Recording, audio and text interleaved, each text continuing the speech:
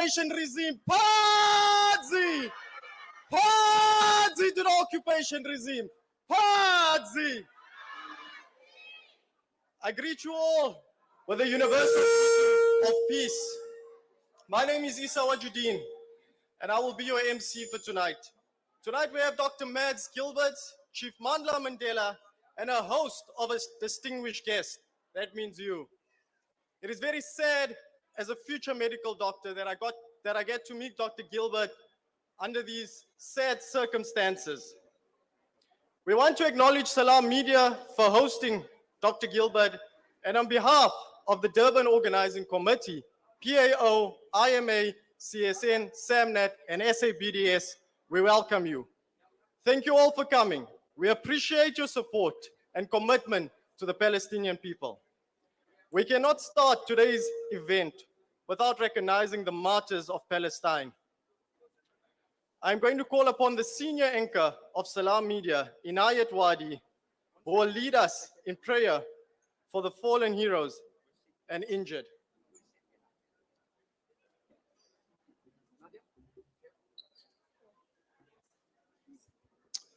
Viva Palestine, viva! Long live Palestine, long live! Long live the resistance, long live! Down with the Zionist state, down! Down with the oppressor, down! Ladies and gentlemen, I greet you with the universal greeting of peace and blessings. And I'd like to begin with invoking a prayer. This prayer, which is called a dua and referred to in Arabic, where we praise the Almighty, we praise our nourisher, we praise our sustainer, we praise our protector, and we pray for peace and harmony. We pray for mercy and compassion. We pray for the oppressed and the defenseless. And I'd like to refer to a prayer that was revealed 1,445 years ago. And it seems as if this prayer was just revealed around October the 8th in Gaza, because this prayer is so profound. And the prayer talks about oppression. It talks about the oppressed men, women, and children who cry out. And this prayer reads as follows: O our Lord, take us out of the city of oppressive people. Appoint for us from yourself a protector, and appoint for us from yourself a helper. Now, how true can these verses actually be? Because this is the cry of the people of Palestine. And this is the prayer that the people of Gaza, in the darkness, in the state of hunger, in the state of thirst, in the state that they are in under the rubble, these are the prayers that they are reciting and chanting day and night. And it's a very, very short prayer. And you must have heard it on television. And I'm going to read out the Arabic text. It says, Hasbunallahu wa ni'mal wakil, ni'mal mawla wa ni'mal nasir. Translated as, He is the best disposer of affairs. And at the end of the day, to all of us, I'd like to request you to say Ameen or Amen to this prayer. And it is against this background that we, Salam Media, have actually brought Dr. Mads Gilbert here. And a little later on in the program, we will give you from a Salam Media perspective in terms of what we intended doing, and also at the same time take you through to Dr. Mads Gilbert. But right now, I'd like to hand you back over to the program director. Thank you.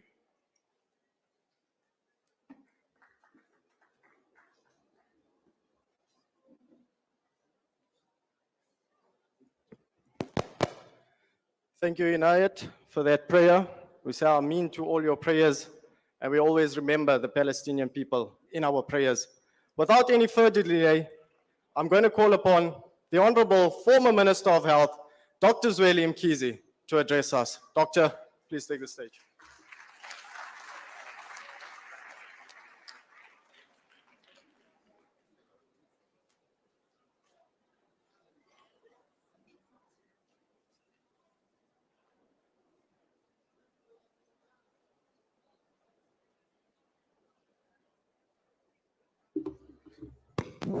Amandla. Long live the struggle of the people of the Palestine. Long live. Down with apartheid Israel, down.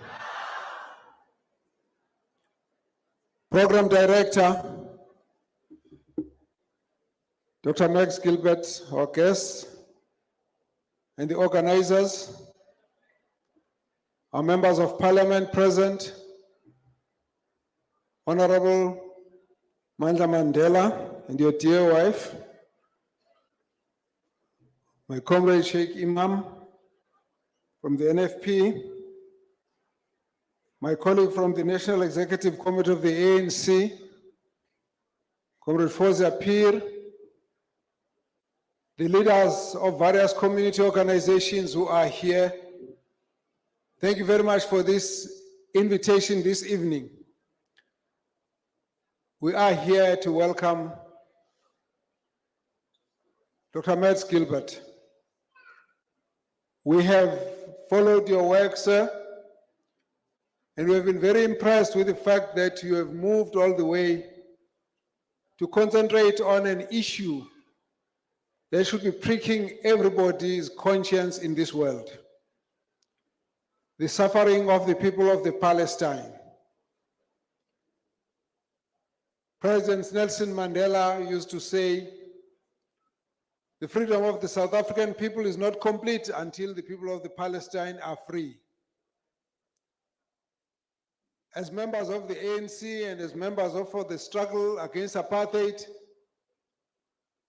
we always knew that our success in fighting apartheid lay in the support we got from peoples of the world who identified with our cause and therefore gave us the strength and the courage to continue the fight against the mighty regime that was feared in the whole continent.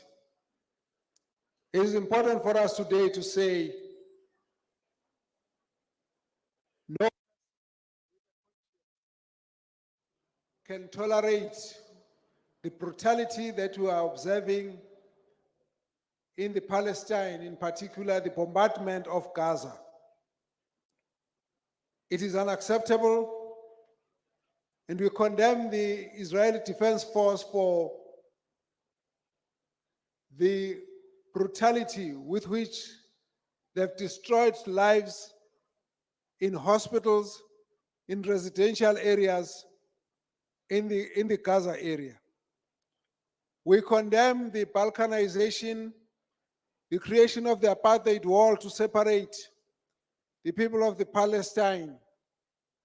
We condemn the arbitrary searches that happen, which is a day-to-day life of the people of the Palestine. The murders, the disappearance, the detention without trial, which is all based on the apartheid supremacist ideology. What is said is that this is being perpetrated right in front of all the big nations of this world, and some of them are giving Israel all the support, despite the brutality that all of us have seen documented. We, the people of South Africa, can identify with the people of the Palestine. We understand their pain. We understand their struggle. Of course, we condemn any form of violence against innocent civilians. But in this case, what is most painful for us is to know that the bombardment has been targeted to hospitals, to residential areas, and of the 11,000 people that have been killed, almost 4,000 of them are children, either directly or indirectly suffering from this war. Those are innocent souls that have been destroyed. And we cannot, in good conscience, just keep quiet and watch We therefore have, as the African National Congress, called for the ceasefire to allow for humanitarian passage so that people can be assisted to get water, to get food, to get medicine, to get some sort of decency as human beings. We as the ANC have even gone to the extent of saying that some of the diplomats in Israel have to be brought back. We're currently discussing the issue of closing down the embassy because we're looking for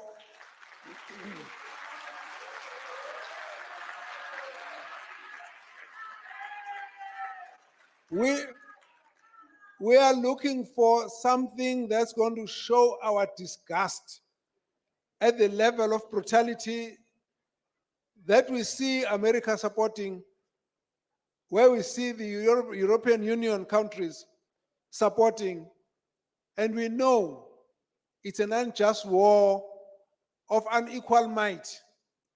Those children, those women died in the hospitals, in their homes, in their flats, buried under the rubble. We know they were not carrying guns. We know that those people also are just victims of a very sad situation. And for us, it's very strange. Yes, we don't want to see war anywhere in the world, and we condemn any form of violence. But in 1 year, in the Ukraine, we've had about 9,000 people dying. There's been a huge uproar in the whole world, calling for the arrest of President Putin, even pressurizing South Africa to arrest Putin on arrival when we know that the war is not conducted in South Africa. But in 6 weeks, 11,000 people have been killed. We're trying to listen to those calls for charges for investigation by the International Criminal Court of Justice. We're not hearing. We want to hear somebody talk sanctions on Israel in the same way, with the same vigor that we've had in Russia. We're not hearing it.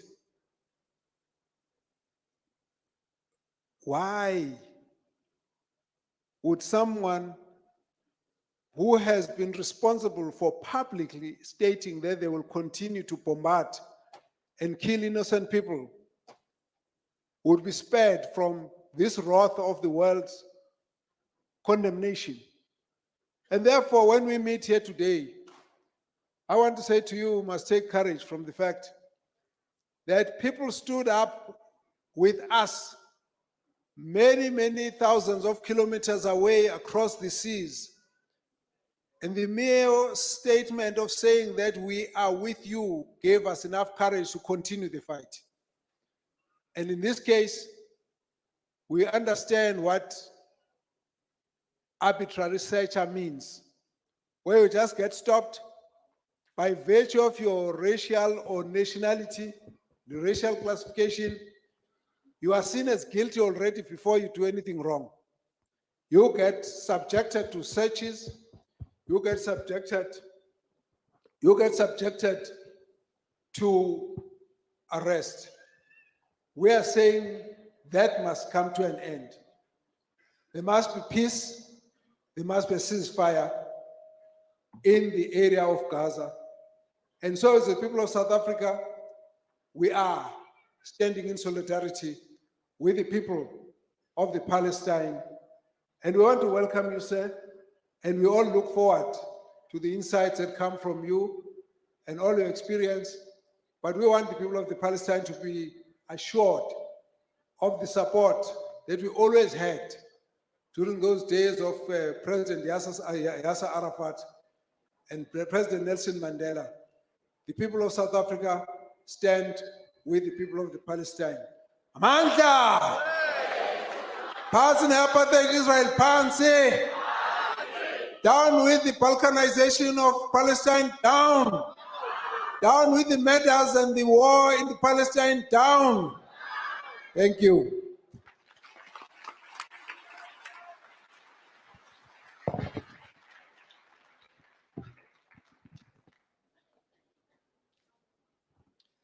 Thank you, Honorable Minister, for those powerful words. We are indeed fortunate to live in a country where our leaders are at the forefront against the oppression of the Palestinian people. Before I call upon our next guest, honorable speakers, I understand that this is a burning and passionate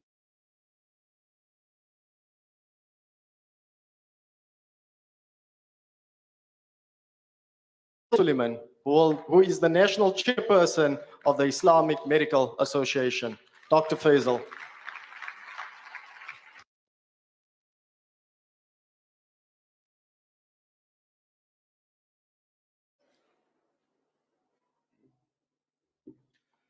I'm not a politician, so I don't have the vigor and the oration of the politician. I'm going to dispense with formal greetings because, as our program director has said, we are short on time, and I'm sure you're here to hear Mads Gilbert and our brother Mandela. So good evening, Sawubona, Dumelang, Namaste, Vanakkam, Assalamu alaikum. Welcome to Mads and, of course, all the other guests. On behalf of the Islamic Medical Association and the South African Muslim Network, as a medical fraternity, we are in absolute disbelief at the moment. I can't fathom what is going on. It's as if the massacres we are seeing are happening in an alternate universe, because surely it cannot be happening live, this day, this stage, with our levels of sophistication and democracy and attention to human rights. Now, to call what Israel is doing barbaric is actually a misnomer, because even the barbarians of yesteryear would not bomb a population, drive them to a hospital, and bomb that hospital and everyone in it. Would not bomb a building, a crash, a school, a church, a mosque, wait for the ambulance to arrive, and then take a drone and whack that ambulance and destroy everybody in it and around it. To suggest that Israel has also crossed the bounds of civilized warfare is also a misnomer. That boundary was crossed in 1948 during the Nakba. What did Comrade Zweli mentioned now this unequal war. It's not a war. It has never been a war. It has been the combined military, economic, political, and diplomatic force of the United States, the United Kingdom, France, Britain, and Israel that the Palestinians have had to endure for 75 years. Now, we urge you, I know Dr. Metz will done a lot of what is happening there at the moment, so I'm not going to delve in it. And what's the problem with the doctor's writing is trying to figure out which ones I'm going to do, because I really can't read it anymore. But I don't know about you, but there's two reactions I have at the moment when I watch some of the videos and some of the mainstream media coverage. When you watch BBC and CNN and Sky, I want to puke. I really do. And when you watch the videos that are coming out of Gaza, while they still have some batteries left, while they still have some internet, and clearly we know Israel is going to stop that as soon as it can, I just want to cry. I really do. As a doctor, as a humanist, I mean, I can't fathom it. I really can't. So this then comes to what can we do? And we would like to suggest 5 things to you this evening. One is that you understand that we have to stay the course. This is not going to stop when Gaza is off the headlines, when perhaps the Rafah border opens, perhaps the bombing stops. As I'm sure Dr. Mads will tell you, as a person who's worked there, Israel is only going to do two things in Gaza: death and destruction. Absolutely nothing but rubble.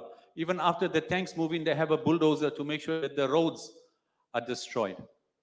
They use white phosphorus. It would not surprise me in the least if we found that Israel is using depleted uranium there as well, so that the land and the soil and the vegetation is poisoned for the rest of our times. So, what are the 5 quick things I can suggest in the 2-3 minutes that I have? The first thing is register to vote. We've got a table outside with some material from the IEC. The events in Cape Town last week, the support of a few political parties, they call it the Moonshine Wolf Pack. The Moonshine Wolf Pack, 5 parties. They have demonstrated their support of genocide by failing not to condemn, but even to keep quiet. They have openly said, we support this. This is no more an exercise of politics. This is genocide, and they have said we support it. So you need to register to vote. I'm not saying give it to the ANC. I'm not saying give anybody right now.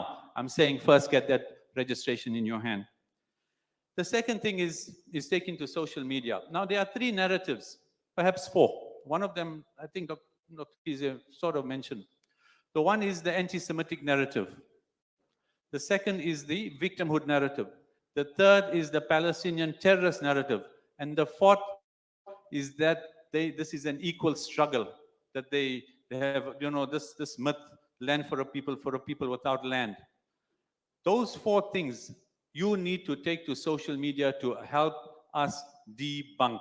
You need to be able to take to social media to put the pressures on the likes of Dr. Mkhize and his ANC and our government before they have meetings with the Jewish Board of Deputies and they have meetings with anybody else and start to change. We need that pressure to be kept up.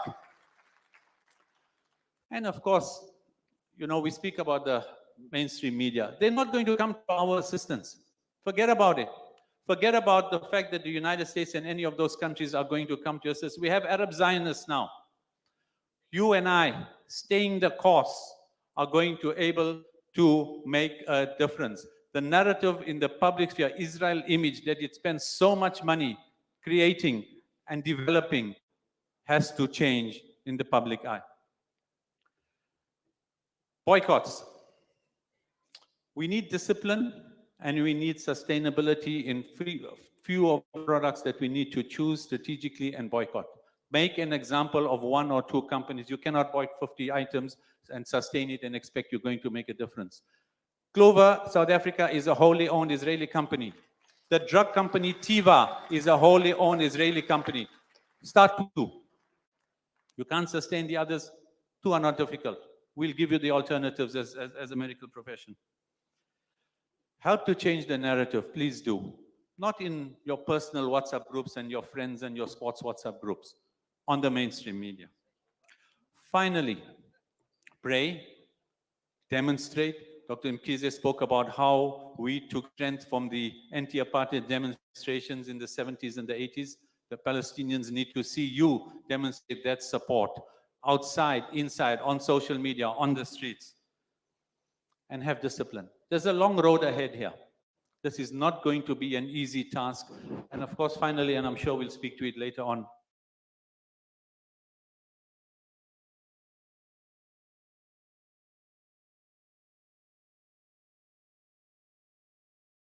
for all of us to be going there, inshallah, God willing, when we're able to. So, they're not difficult, so I'll just recap them. Register to vote.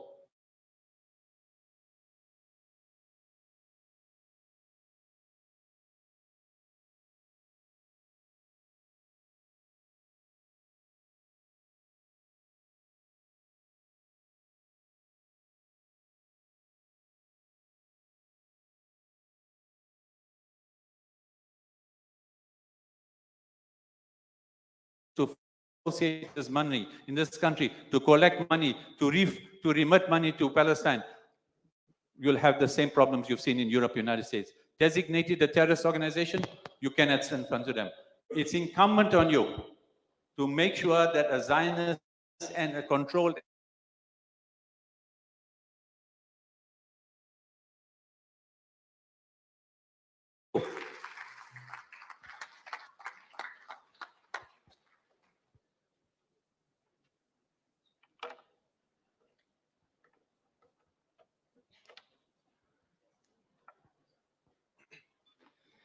Thank you, Dr. Faisal, for that brief but certainly impactful words.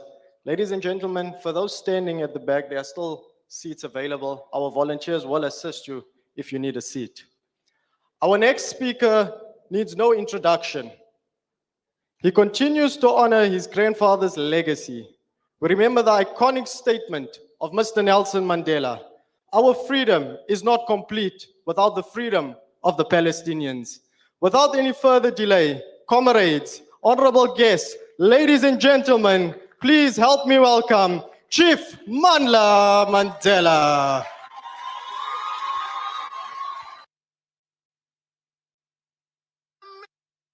فلسطيني فلسطيني فلسطيني أنا دمي فلسطيني موطني موطني الجلال والجمال والسناء والبهاء في رباك في رباك والحياة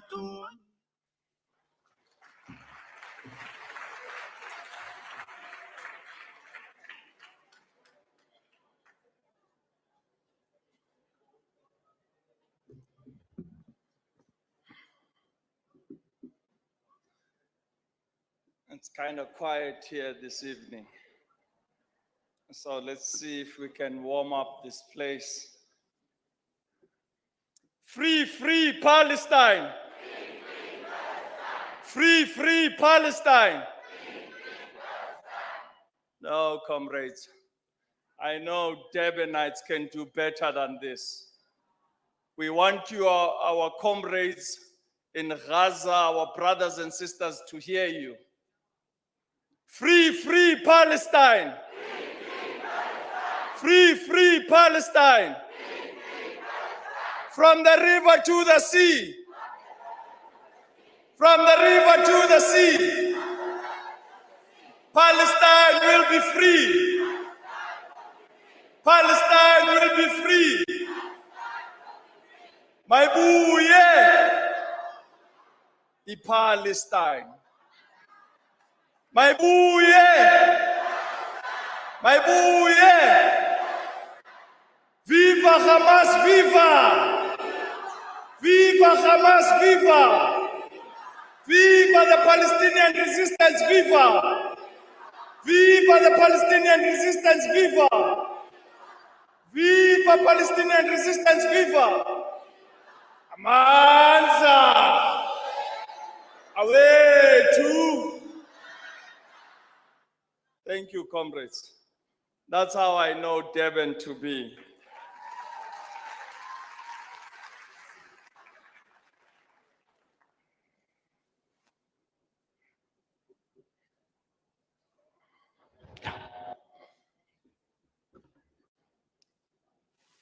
To my respected elders, our mothers and fathers gathered here this evening, sisters and brothers, comrades and friends, our distinguished guests, members of parliament, my colleagues, dear listeners and the audience of Salam Media, to our participants, Dr. Gilbert,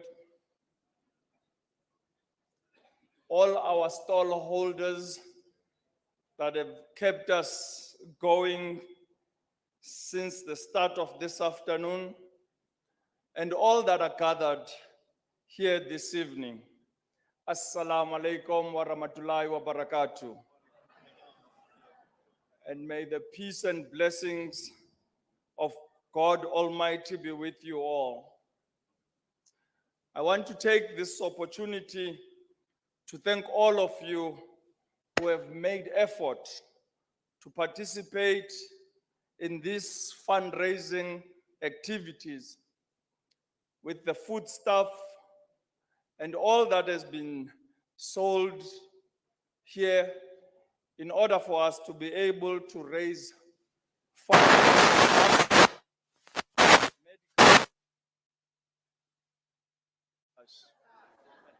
It's sabotage, I can see.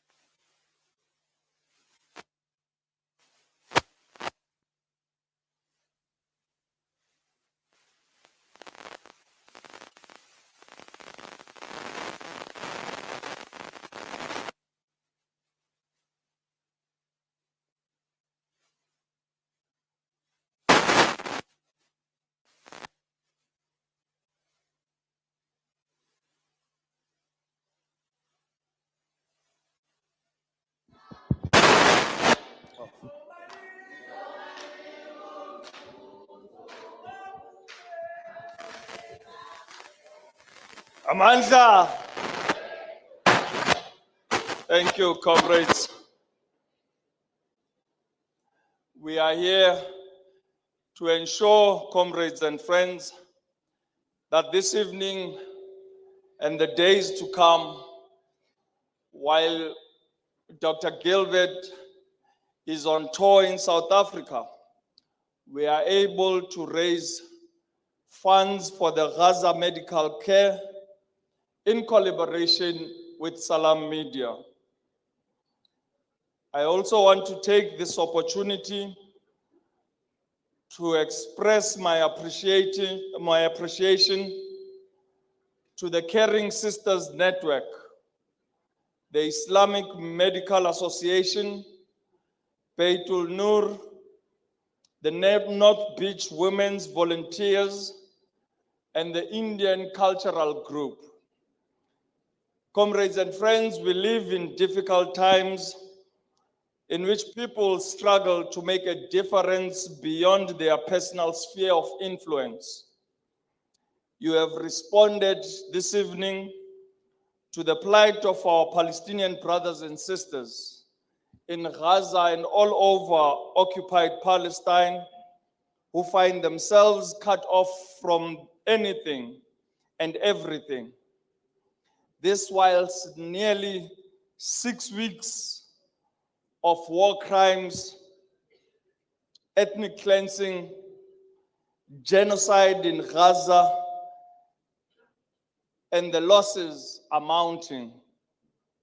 Events such as this provide us a barometer of the readiness and willingness of our community to move from just protest action to engage in concrete and constructive support to the resistance and to end and to bring about the need for humanitarian intervention in Gaza and all over occupied Palestine. I want to therefore take this opportunity to applaud all of you for your contribution, big or small. South Africans are known for their generosity, and I appeal therefore to all of you to support this fundraising effort. The Palestinian struggle is very close to our hearts, and it is indeed heartening to see the huge support that this event is attracting.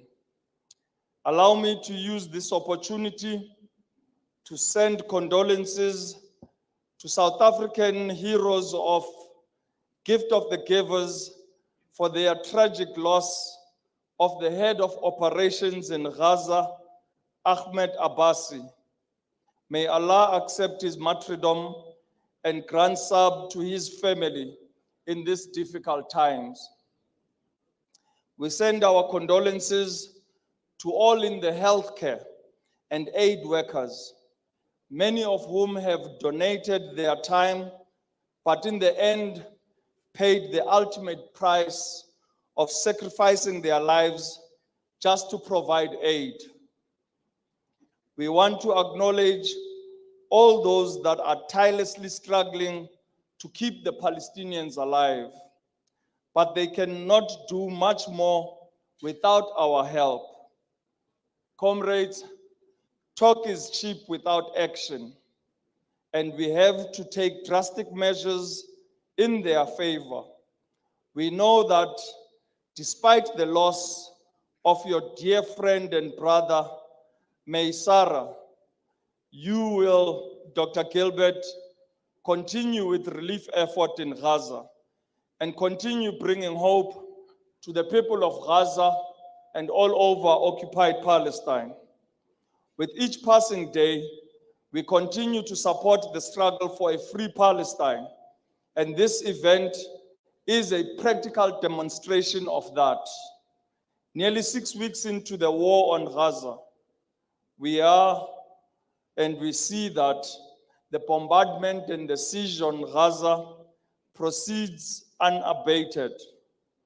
The death toll now stands just under 13,000 people and more than 27,000 injured, and the number of displaced now stands at 1.6 million persons since the 7th of October 2023, whilst thousands are under the rubble. Of those killed, about 41% are children and 25% are women. On average, one child is killed and 2 are injured every 10 minutes during these massacres, which are turning Gaza into a graveyard for children, according to the UN Secretary General. Almost 200 medics and 102 United Nations staff, 41 journalists, frontline and human rights defenders have also been killed, while dozens of families over 5 generations have been wiped out. This is the sad reality we face, and this makes this fundraising effort so much more significant. We must continue to mobilize our communities, our towns, our cities in our beloved country to bring the much needed relief. Our resistance fighters in Gaza and the occupied West Bank and along the borders of South Lebanon have demonstrated strong resistance from the Mujahideen. May Allah grant them victory as they fight for liberation of Gaza and all of occupied Palestine.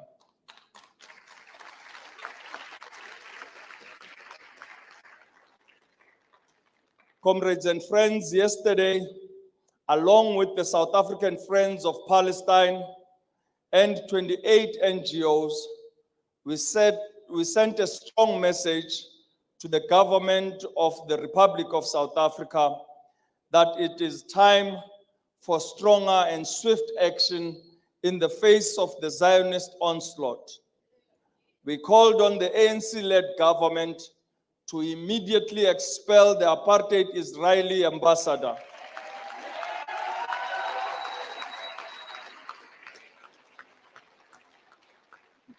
We called on our ANC-led government to intensify our efforts to isolate apartheid Israel through a number of concrete actions.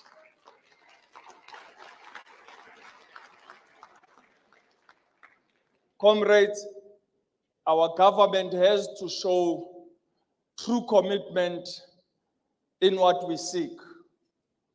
Every day, the national airline of the Zionist apartheid state of Israel, El Al, flies into the Republic of South Africa. It is enabled to do so by the Department of Transport, by giving them FOPs, that is flight operating permits. We call on the ANC government if it is truly on the right side of history and stands with the Palestinian brothers and sisters, it must immediately revoke those FOPs and do not allow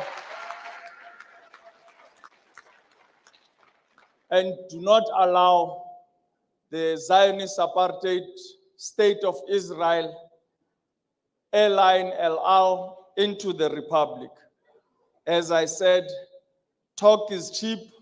It is time for action.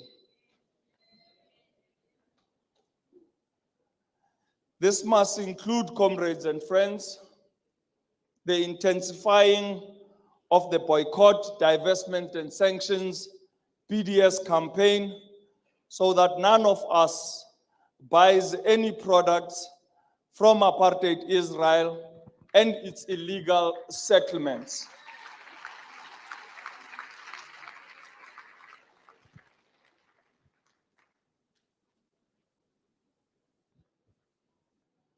And because I am here in Durban with this beautiful pot we have here, I want to call on our dock workers here in Durban to emulate the San Francisco Bay dock workers that refused to handle apartheid fresh produce from the Republic of South Africa. Today, I call on you, Durbanites and people of eThekwini, to ensure that our dock workers refuse to handle any ship coming into Durban with fresh produce from the Zionist apartheid state of Israel.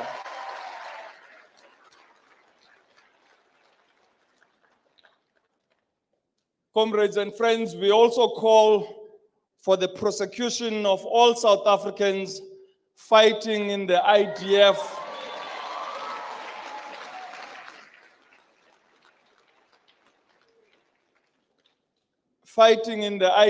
in violation of international law and the Foreign Military Assistance Act 15 of 1998.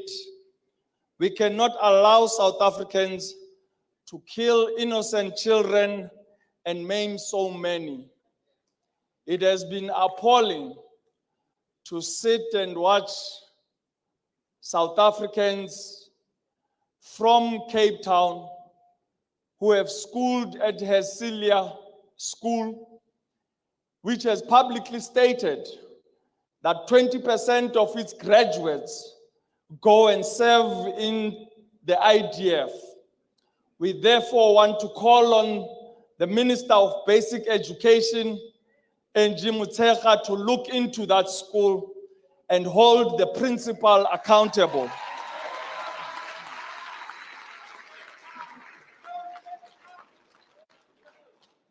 We call on the Minister of Defense to likewise ensure that through the Foreign Military Assistance Act, these South Africans are prosecuted and held accountable.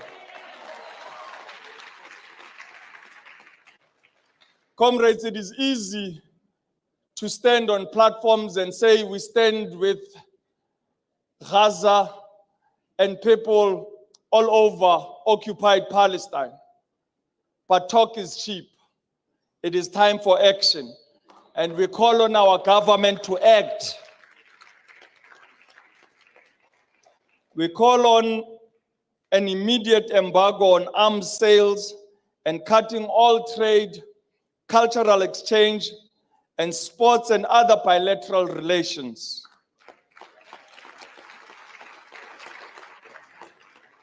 We also call on the general public to use all platforms of social media to continue raising awareness in the world about the genocide, crimes against humanity, ethnic cleansing in Gaza and all of occupied Palestine. Comrades, during our own struggle for liberation, we were able, through South Africans living in exile and our artists in particular like Miriam Makeba, Hugh Masekela, were able to carry the message across into the international community. We're able to ensure that our stories were heard in the global community. We therefore want, as South Africa, to share that experience with Palestinians in the diaspora. There are 6 million Palestinians in the diaspora, and we call on them to be ambassadors of their own struggle for liberation and ensure that all the atrocities meted on a daily basis against Palestinians find themselves on social media. Comrades and friends, last weekend, we witnessed millions of people around the world joining in protest against the Zionist occupation. In every city of the world, people marched to demand an end to the genocide. We want to repeat our call to the International Criminal Court to charge and arrest Netanyahu and the war criminals in his cabinet.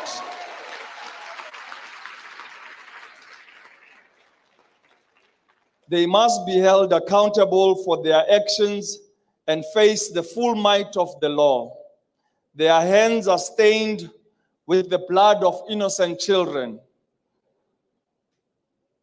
Comrades and friends, we will continue to mobilize support for the Palestinian struggle, and we will stand with them just as they stood by us during the long and bitter years of our struggle for liberation against a brutal apartheid regime right here on our shores in South Africa. We gather this evening on the 3rd of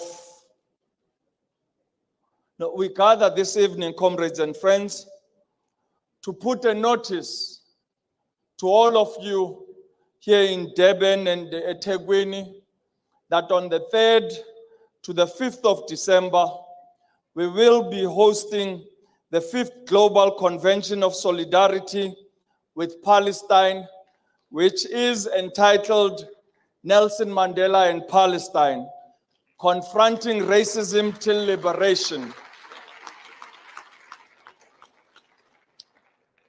This conference, comrades and friends, has been agreed with the Palestinians in the diaspora based in Lebanon in the refugee camps, an NGO called the Global Call for the Return to Palestine, which I am a proud ambassador for, and in commemorating the 10th year anniversary of the passing of our global icon and the founding father of our nascent democracy, we have decided to bring 150 Palestinians from Gaza, from occupied Palestine, and in the diaspora to come to our shores for this conference. On the 3rd and 4th of December, the conference will be held at Cordoba Convention, and we call on all NGOs, CBOs, political parties, all unions and worker formations, religious and faith formations to ensure that you register for this conference. And I am reachable on my email for any information, which is chiefmandela@gmail.com, one word, chiefmandela@gmail.com. This conference will conclude with a national march on the 5th of December, on the day that our global icon passed on. We will be marching to the union buildings to hand over a resolution of the conference. We will be sending, comrades and friends, 2 trains from Cape Town to Johannesburg to enable our comrades in the Western Cape to be able to get to the march on the 5th. We therefore call on all of you here in Durban and eThekwini to mobilize and ensure that all political parties, unions, and worker formations, religious and faith-based formations, NGOs and CBOs are enabled to come in their numbers in support of the people of Gaza and tell the world that we will stand with Palestine until freedom dawns. We will not stop until all of occupied Palestine is liberated and Palestinians are free to exercise their right to self-determination. Forward to a free Palestine, forward. Forward to a free Palestine, forward. Free, free Palestine. Free, free Palestine. Maibuye. Maibuye. Thank you. Shukran, comrades and friends.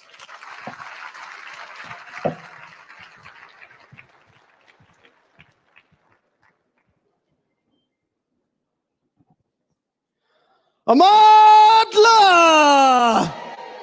Amandla! Awetu! Thank you, Chief Mandla Mandela, for your inspiring words and valuable insights. Your presence has added immense significance to our event. We are truly honored to have you as one of our speakers. Without any further delay, I ask Inayat Wadi, on behalf of Salam Media, to welcome our prestige guest, none other than Dr. Mads Gilbert.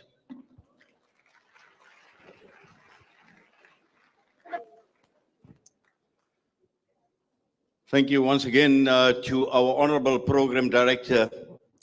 Now, ladies and gentlemen, this neck shawl that I am wearing has special significance.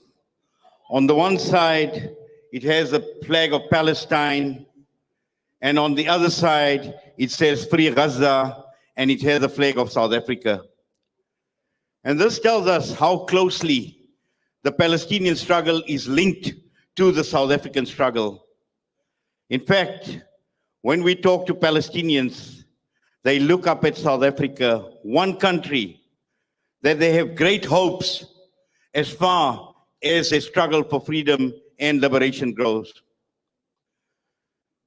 At Salam Media, we've been honored to be able to partner with many partners right across the entire country with the Dr. Mads Gilbert Tour. And Durban is no different. We'd like you to give yourselves a round of applause for pulling off what you have today in supporting us.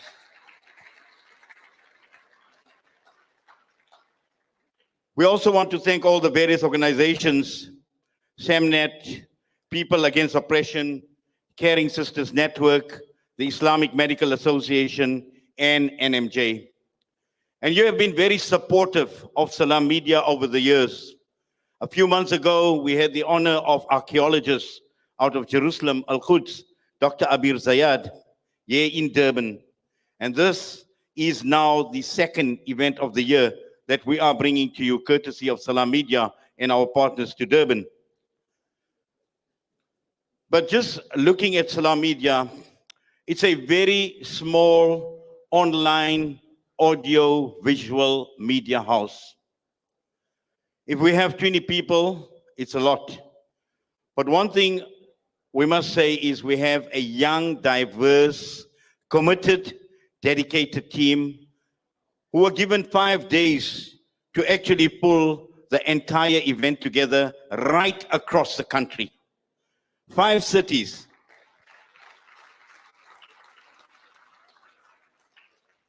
We started off in Johannesburg today, Durban being the second, tomorrow Pretoria. On Sunday, we're in Port Elizabeth, and on Monday, we're in Cape Town. And as Salam Media, in 2015, we started off and we coined the term humanitarian journalism.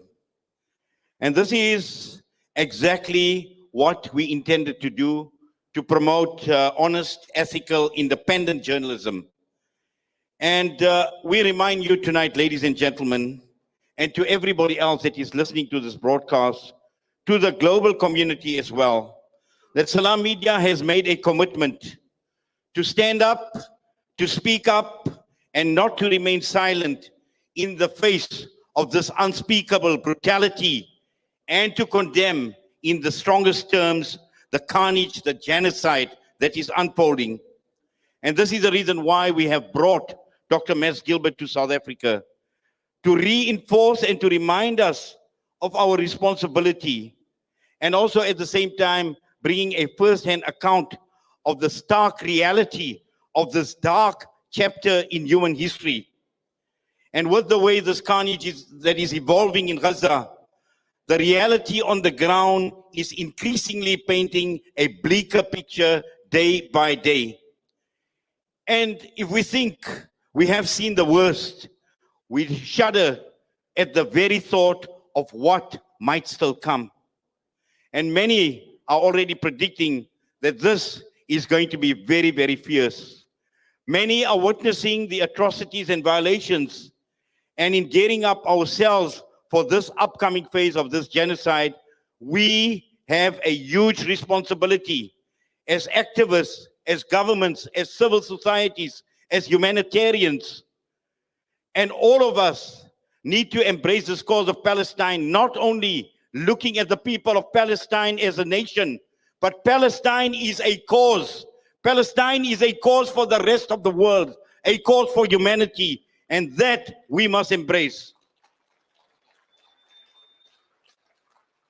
At the same time, we've seen right across the four corners of the world how people have come together in every corner of the world, galvanized in their support for the people of Palestine. And also at the same time, sending a very, very strong message, a profound message, a powerful message to those who support the Zionist state, to the imperialists, to the supremacists, to the killing machines of these countries who support the Zionist state with this murderous, hate-filled ideology. We tell them, we condemn your atrocities. We call for the liberation of Palestine. We call for their right to self-determination, to live in honor, to live in dignity, not evacuation, not devastation, not humiliation, not annihilation, and not genocide.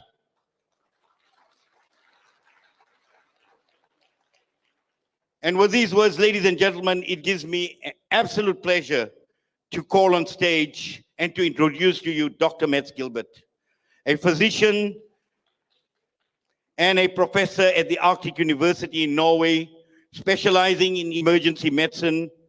Dr. Mads has helped provide emergency trauma care in Gaza for over 4 decades. And before he arrived in South Africa, Dr. Mads Gilbert has been providing support from Egypt.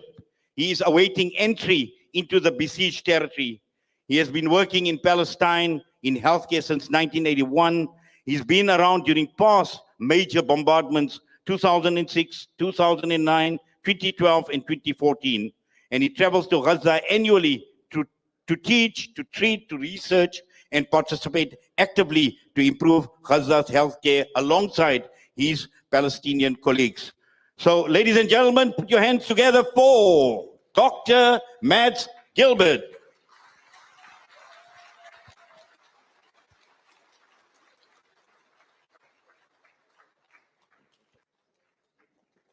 There's an announcement of noise. What's it? Noise at the back. Sorry, ladies and gentlemen, just a quick announcement. Apparently, there's quite a bit of noise coming from the back. So if we could just pay attention to Dr. Gilbert and his presentation. Thank you.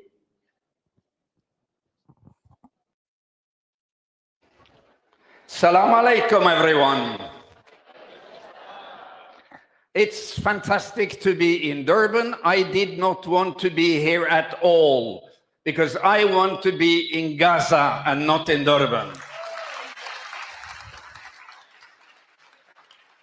But since the Israeli occupiers have sealed off Gaza completely, we have not been allowed by the occupiers to come in and do our medical mission.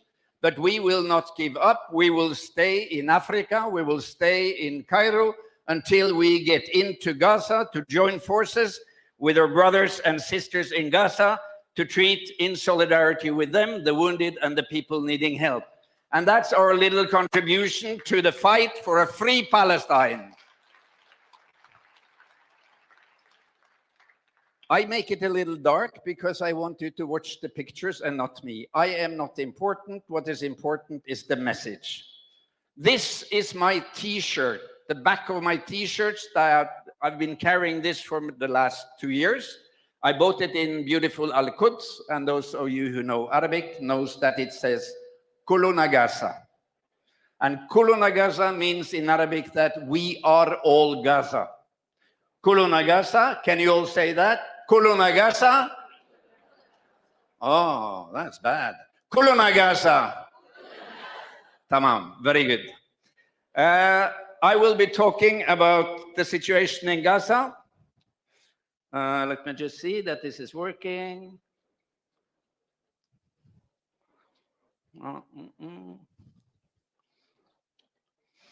And I want to say to you all these dark days that Gaza exists and Gaza resists. They will never ever give up their land.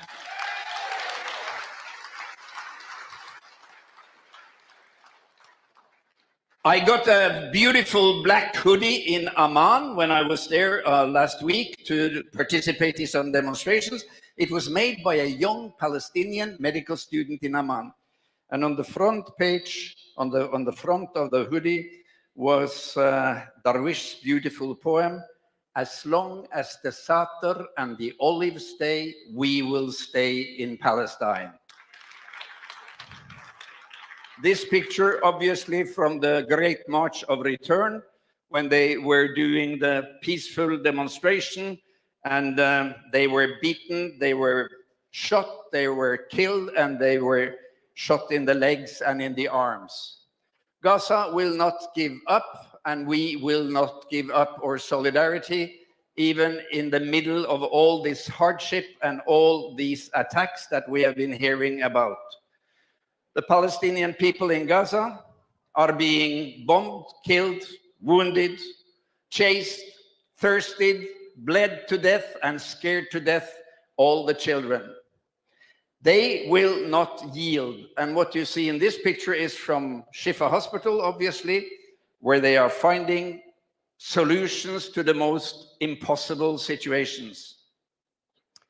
So my main message to you tonight, it is that you are needed. Every one of you are needed. And as Mandela said, speak is not enough. We need to have action. And I want to thank the organizers very much. I love all of these organizations that have come together today. And also want to thank Salam Media for inviting me. But I am here to join the United Front for Palestine. Every one of us is important. Every one of us can make a change. And we need all of these organizations. If you want to follow me, this is me, and I have just made an ex-Twitter account from Cairo, and it already has 15 million hits. So take a note, we put up a lot of stuff there, very, very fresh stuff from Gaza, and you can all join in and find information and updated information. Palestine is an endless history of colonialism and racism. Israel, the state of Israel, is an endless history of colonialism and racism and occupation. And it's long-lasting. Already in 1946, 2 years before the Nakba, Gandhi said, "Why should Jews depend on American money or British arms for forcing themselves on an unwelcome land? Why should they resort to terrorism to make good their forcible landing in Palestine?" Very prophetic words. And your fantastic leader, Nelson Mandela, he said in 1962, when he was a young lawyer and he was on trial before the apartheid court in South Africa, Mandela said, "No power on earth can stop an oppressed people determined to win their freedom. History punishes those who resort to force and fraud to suppress the claims and the legitimate aspirations of the majority of the country's citizens. Government violence can do only one thing, and that is to breed counter-violence, also called liberation, also called the armed resistance against occupation. He was right then, and he's still right. Gaza exists, Gaza exists, Gaza resists. To resist is to exist, they say, and Gaza 2023 is needing you badly, badly needing you. You are an army. You are an army, I don't know, 1,000, 1,200 people. If every one of you do three things for Gaza every day, it will be really, really an army of good deeds that will break the colonial power, and it will smash the support from the United States to Israel. And that is what we need to do. We need to think of ourselves as power, as drops that can hollow the stone. Can I have a little light again? Can you put on the spots, please? Another great African leader, Samora Machel, he said that solidarity is not an act of charity. Solidarity is an act of unity between allies fighting on different terrains towards the same objective. When I make a demonstration in my hometown in Tromsø, in Norway, when a young South African girl makes a fairy tale book, a little storybook about Gaza, all of these actions are actions that can change the world, and indeed will change the world. I tell you what, today, young doctors and nurses in more than 25 hospitals in my country stepped out of the hospitals at lunchtime and said with big banners, "We support our colleagues, our brothers and sisters in Gaza. We demand protection of the hospitals and the patients." It was a massive national demonstration started by young medical doctors, girls. And we also can feel helpless, but I will come back to some other examples of what we can do. We can just keep the light on. So Gaza is siege, Gaza is hard living, but Gaza is dignity, sumud, survival, and resistance. My last trip to Gaza was in June this year. I was there for 2 weeks to teach and train and work with my colleagues, my friends. And we were working on cancer care, actually, with my fabulous leader, senior consultant, Dr. Sobiskeik. And it was a beautiful time. It was summer. But the problem, of course, is that Gaza this year has been under siege for 16 years. Brutal siege that has drained the society of everything: private sector, schooling system, water pipelines, sewage system. Everything has been gradually, day by day, drained by the Israeli occupiers. This is Amal Samuni. I got to know her in 2009 when she almost was killed. Her father was killed. Her little brother was killed. And I will share with you some of these stories that has taught me what, number one, what it means to live in Gaza, but more importantly, that has taught me about the fantastic energy, the dignity, and the survival instincts and power of the people of Gaza. Any enemy who tries to beat Gaza will be beaten, I can tell you that.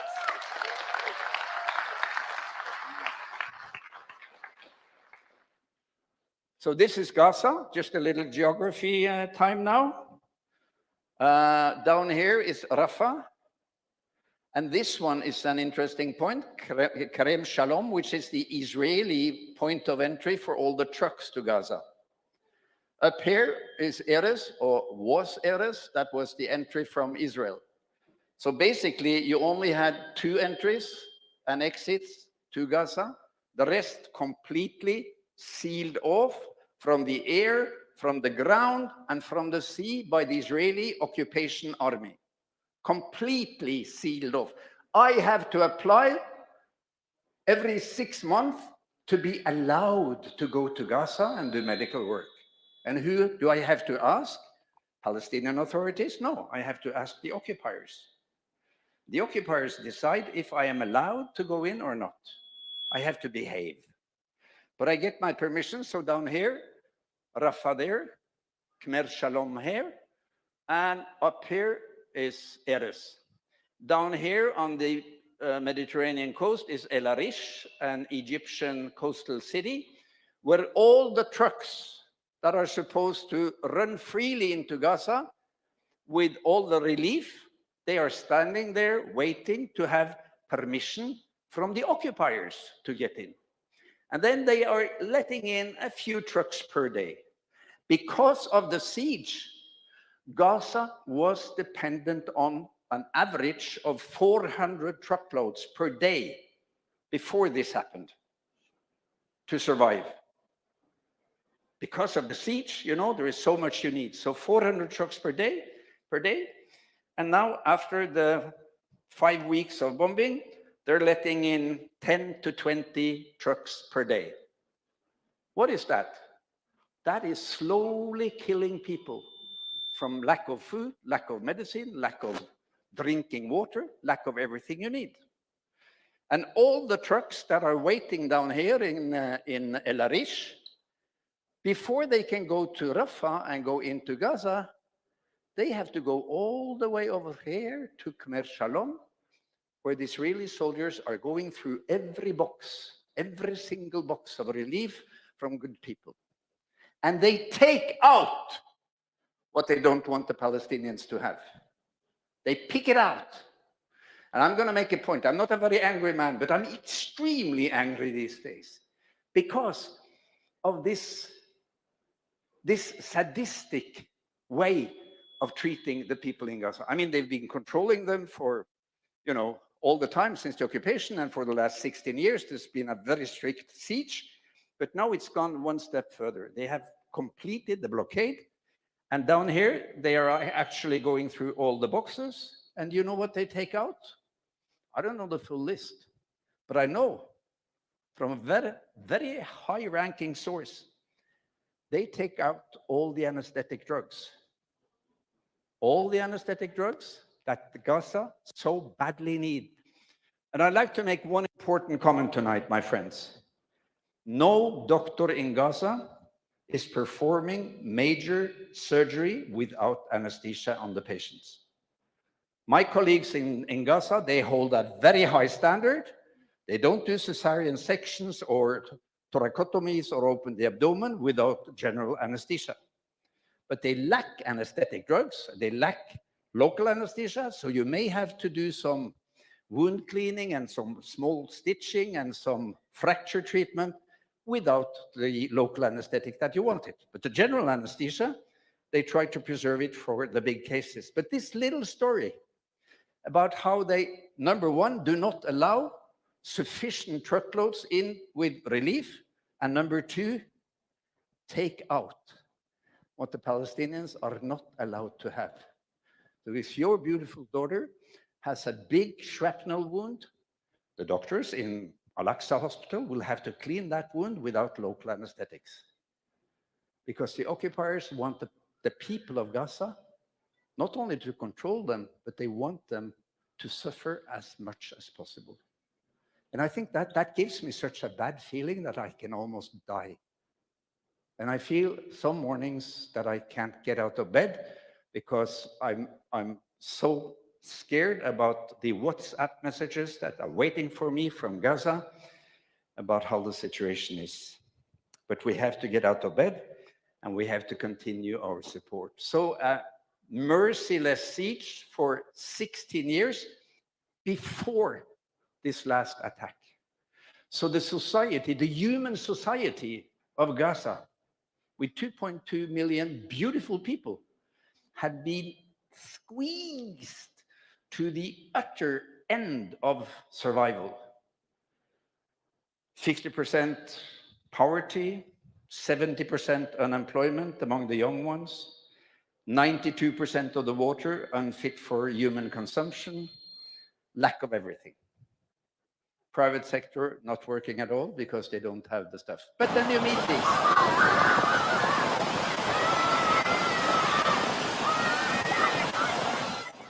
So here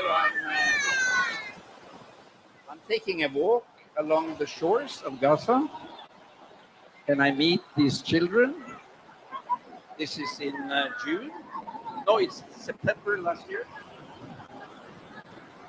And they are playing, and they are happy, and they smile, and they greet me with a shout of hello. So if you think that all the children of Gaza have PTSD, if you think that all the children of Gaza has PTSD, they don't. They manage, they survive. And what are the most important factors for survival in Gaza? It's not the foreign helpers. It's not Médecins Sans Frontières or Red Cross.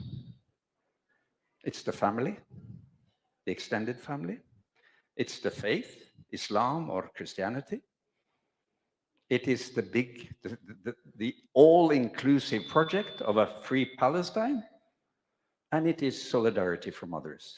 These are the factors that make it possible to children who have had nothing but bombing and siege through their life to survive and meet you with a smile and with a happy laughter. I do not know how many of these kids are alive today. They may be among the 6,000 killed by the Israeli army. So Gaza is massive unemployment, massive poverty, huge medical needs, and I would call it de-education because they also attack the schools. And all of these effects is a direct result of the siege. But Gaza is also resilience, it's resistance, it is sumud. You know the word sumud? Sumud? It is part of the Palestinian virtue, their character. It means in English steadfastness. To stand tall, to stand strong, to not give up, sumud. And you feel it every day you are in Gaza. Two things stand out when you are in Gaza. The fantastic Palestinian hospitality. You know, I am sort of a sporty guy, and when I go to Gaza, actually I go to Gaza on behalf of my university hospital. They send me to Gaza and they pay my wages. Isn't that nice for a governmental hospital? But when I go to Gaza, I come home always with 1 or 2 or 3 kilo more. Here. And my colleagues say, what's wrong with you? You go to Gaza and you tell me about all this poverty and the lack of food and they're undernourished. And you come home fat like a pig. And I have to tell them about this thing they don't know about, namely Palestinian hospitality. They will rather eat grass than not serve their guests the best maklube, the best grilled fish, the best whatever, because they are such a warm, rich, and hospitable people. I love them. It's my second home. I want you all to go to Gaza, to the free Gaza, and enjoy this life.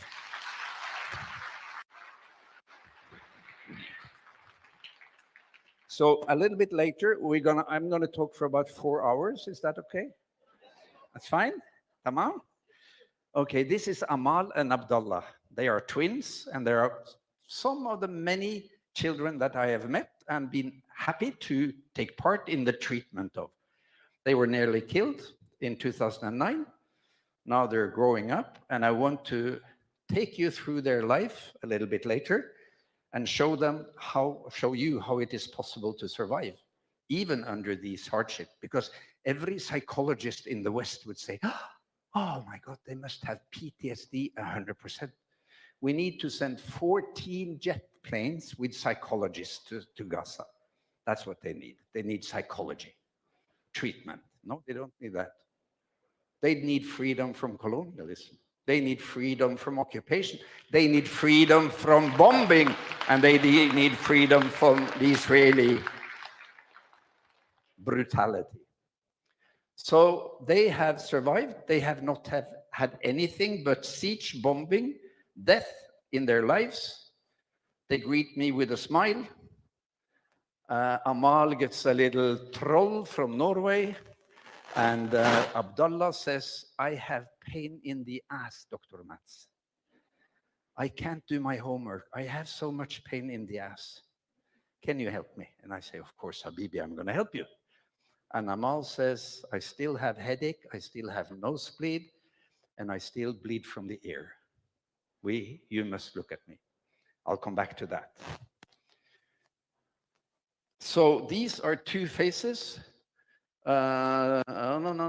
I have a new clicker, and it's from Cairo, and it's, of course, the other way around because it's Arabic, so it goes this way. That's why I have to back up sometimes. And these years of siege, they have been extremely brutal. So Amal, she has been living a life without any chance to leave Gaza. She has been living without her father because he was killed. This is her beautiful mother. So this is Amal's mother. And Amal has married, and she has got two sons, these two beautiful boys. And this was in June this year, and we were talking because I always go home to them in Zaytun, which is one of the poorest areas of Gaza City. And we drink tea, and we talk about life, and we talk about the occupation, and we talk about children and flowers and all the beautiful things in life. And I asked Amal, and I said, you know, still there is siege, occupation, and what can we do? And she says, life has to go on. I do not know if Amal is alive or if she was killed. I do not know if her children are alive or if they were killed, because I haven't heard from them for 2.5 weeks. No part of the population in Gaza has been spared for the severe negative consequences of the current closure regime. And this is one of the many reports on the effects of the siege. It has massive negative effects, and it is a man-made suffocation of 2.2 million people that Joe Biden and EU and all the other Western governments are allowing to go on, and they don't do anything about it, and that is a shame for the global North. But there are people who are standing up to their work, and that is, of course, the heroic health workers of Gaza. I took this picture in 2014 during one of the nights of relentless Israeli bombing. The 20th of July, 2014, we had more than 400 patients coming to Shifa. We worked until we fainted. It was Ramadan. I'm not a Muslim, but of course I fasted together with my brothers and sisters, and it was quite hard, I can tell you, to have this constant work 24 hours per day. But these people, the nurses and the doctors, they never give up. And you see how drained they are.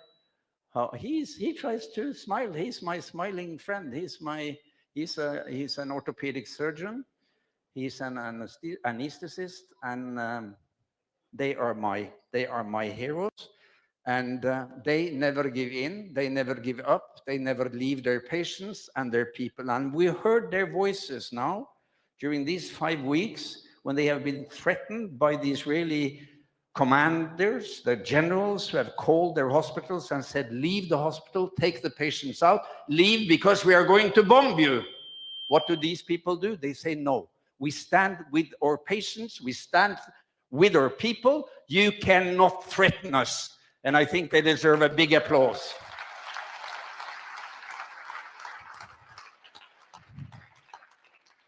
And right now, of course, the situation is extreme. It's more extreme than it was in 2014 and 2021.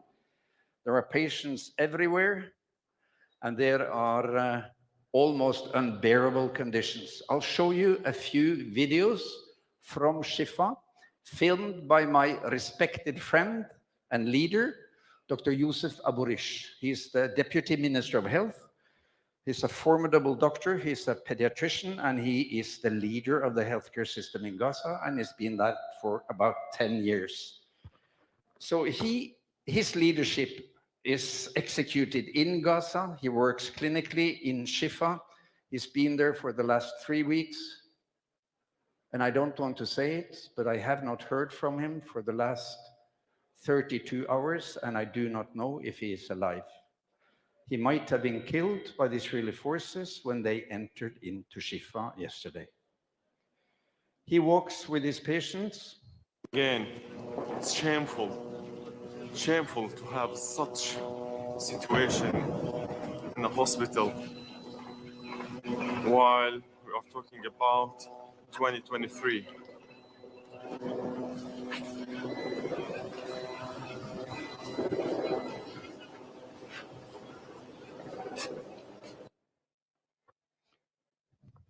So he walks around, the hospital is completely filled, and this is what he sees. And he walks further. It's catastrophic. Really, it's catastrophic situation. These are the kids.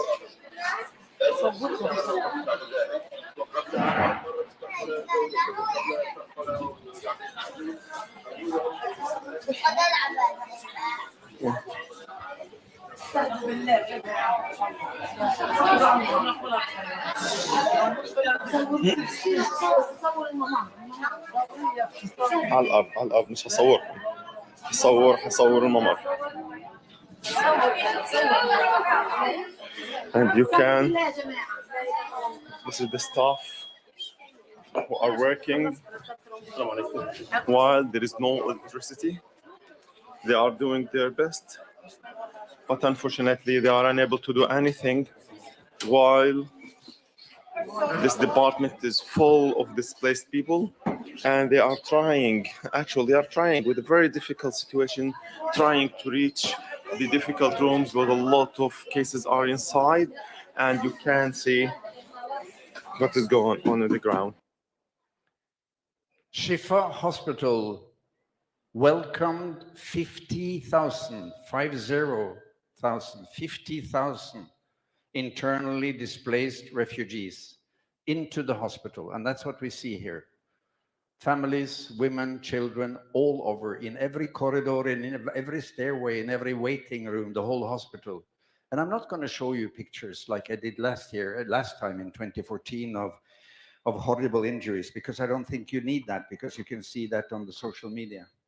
But I'll try to give you some impressions on how dreadful this situation must have been for the 50,000 internally displaced, and for the 1,000 war wounded they had, and for the staff, and all of them had no water, had no food, and of course had no human security.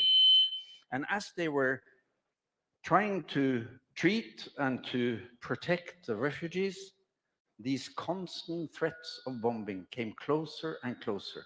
They saw what happened 4 blocks down the road with Mustashfa al-Quds, the Red Crescent Hospital, the Jerusalem hospital, who was bombed closer and closer to the perimeter of the hospital, and finally was bombed. And they feared the worst, that they will be bombed, they also. And finally they were. Oops, wrong way. This is the right way. Again. No.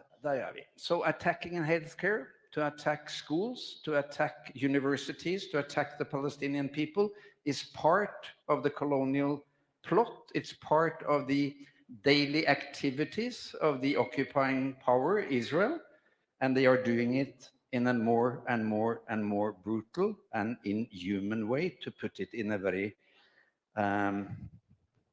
low-speaking language. But the Palestinians do never give up. The hospitals are filled with so many patients, there is barely room on the floor to treat them. They lose the capacity, they don't have beds, they put them on the floor, and soon they don't have stretchers.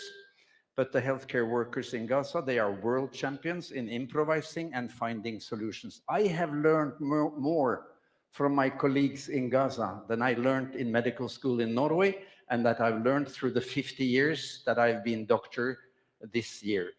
These are my teachers, I tell you, these are my teachers. Look at them, look at them, look at the compassion in this picture. He is wounded, he is alive, he can breathe. He has no stretcher. They put some sheet on the floor. They bring their dirt, their instruments. They have been trying to cook them. They don't have local anesthetics. But look at the intensity. And I see and I feel and I hear that they are saying, quiet, Habibi, quiet, quiet, quiet, Habibi. Kullu kwais. We will treat you. We will not leave you. We will stand by your side. We will be your protection, even if the army of Israel is standing outside with the tanks pointing to our hospital. Can you imagine that bravery? Can you imagine how brave these people are?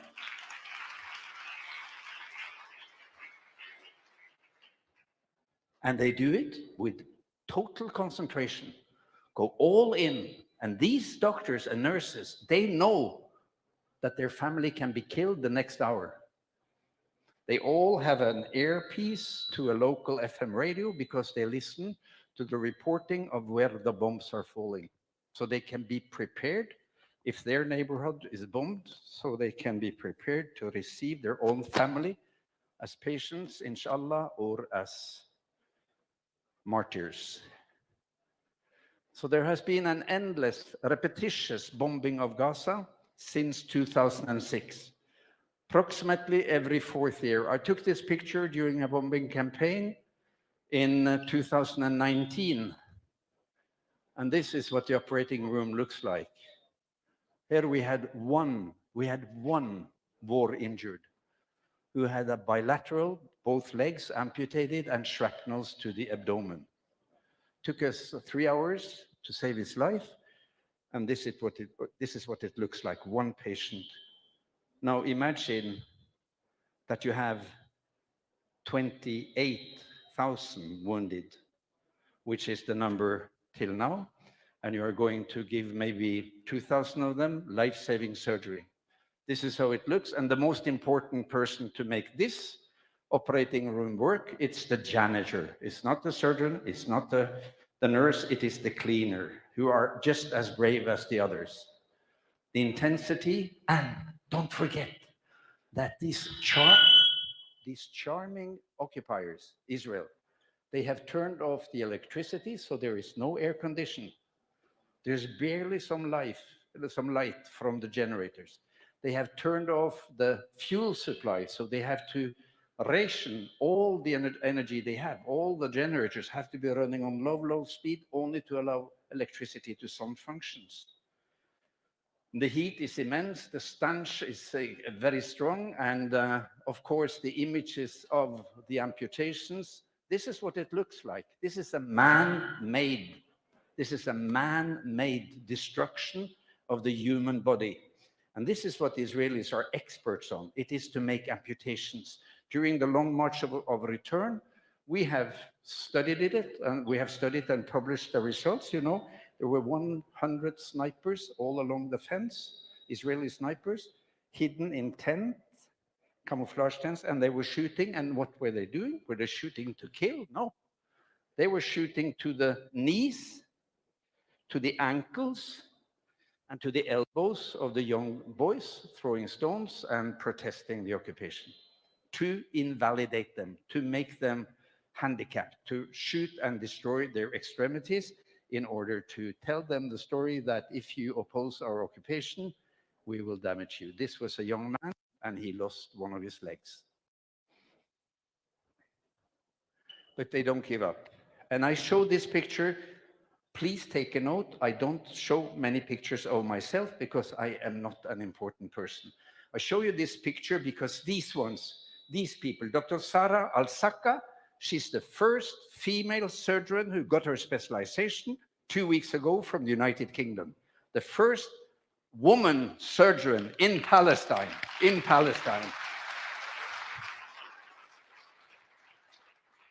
I love Sarah. You can follow her on TikTok. She makes fantastic things. She's a surgeon. Dr. Marwan Abu Sada. Those of you who have followed have heard his name during these horrible weeks. He is now the head of international cooperation in Gaza in the Ministry of Health. He's a savvy, extremely clever surgeon. He's the guy who does the sorting when we have 200 coming in with wounds. He says, die, surgery, surgery, surgery, resuscitation, die. That's a very heavy job, because when you have 200, 300, 400 patients, you cannot treat everyone like we would do with one patient. You have to minimize the amount of resources you use on every patient in order to save as many as possible. Marwan, I love you. You're so clever. This is Dr. Sobis Cake. He used to be the head of Shifa. He's a British trained surgeon, a brilliant man. His daughter, Nashwa's Cake, is a doctor. She is in Geneva now. And he said when he was going to retire, I'm not going to retire. I want to work. So he became the head of the new Gaza Cancer Center in the Turkish hospital. And he was nearly killed when the Israeli tanks shot artillery shells into the Turkish hospital about 2 weeks ago. Mashallah, he is alive, and I'm so thankful. So this is during a little break in the Israeli bombing. I think it was 3 o'clock in the morning. You can see how sweat this white blonde guy is. He's not used to this hard work, so he's sweating, but he holds on. He holds on to his Palestinian comrades. And most Western people, if they look at this picture, they will only know the name of Dr. Mads Gilbert because he's white. He's white. He's from the north. He's part of the colonial ruler class. So they will have a name on him, and the others will be unnamed, because Europe and the United States still are living in this colonial fantasy that they are better than all the people in the global south. These are the heroes. These are the heroes. So to me, there is no doubt the heroes are the Palestinian medical staff, the volunteers, the leaders, and the people of Gaza. I learn from them, and I don't go there to teach them. I go there to show my medical solidarity. I'm not a humanitarian worker. I'm a medical solidarity worker. I want to stand shoulder to them. I want to be led by them. I work under their leadership, and I'm there to document what's happening to their patients and them, and also to publish that, of course. But this is not a relief mission. This is a solidarity mission. And I'd like to say to all of you who talk about Palestine and Israel, and you say that this is such a difficult situation. This is not a difficult conflict. This is a difficult occupation. And a conflict and an occupation, they are solved with very different means. Occupation is solved with resistance, and I fully support the Palestinian resistance against the occupation, and I fully support the armed resistance. The most important health problem in Palestine, it's not lack of food or bad water, it is the occupation, and this was said by the Deputy Minister of Health in 2017. I think it's a good quote. What is needed now, my friends? What is needed now for Gaza? It's 3 things. It's solidarity, it's activism, and it is concrete action. And everybody can do something. Everybody can do something. When we started this meeting, a beautiful young lady came up to me. Her name is Zainab. And Zainab, she brought me this envelope. And I opened it, and it brought me to tears, because Zainab is one of these millions in the world who has been feeling helpless. Raise your hand, those of you who have felt helpless when you have seen the pictures from Gaza. How many have been helpless? Yes, yes, yes, exactly. That's what they want us to feel. They want us to feel like particles, alone, singular, not together, not strong, not able to do anything, because they want to rule us, and they want to rule our mind by making us feel helpless. So she came up to me, Zainab, and she gave me this book, and she writes in the acknowledgement, she writes, I feel a sense, no, she says, being so many hundred of miles away from Gaza, I feel a sense of utter helplessness, horror, and indescribable pain. This book is my gift to the angels of Gaza. I want to give them a voice, because their voices are buried beneath the rubble of their destroyed city. More importantly, the world needs to know what price the children of Palestine are paying for freedom. And the book is utterly beautiful. It is fantastically made. The story is very moving. I've read it already. And the book is called A Letter from Gaza to the World. Zainab, come on, I want to show you. Zainab, where are you? Zainab, let's give a big hand to Zainab. Can we have some light? Can we have some light? Zainab. Habibti, I want to cry too. I mean, give her a hand. Give her a hand. She's done that. She made this book. She made this book. And you made it together with your friends. And it's Fatima and Diancha. Are they here? Yeah, No. that's from the UK. They're from the UK. So this book made her feel less helpless. I'm going to take this book to Norway.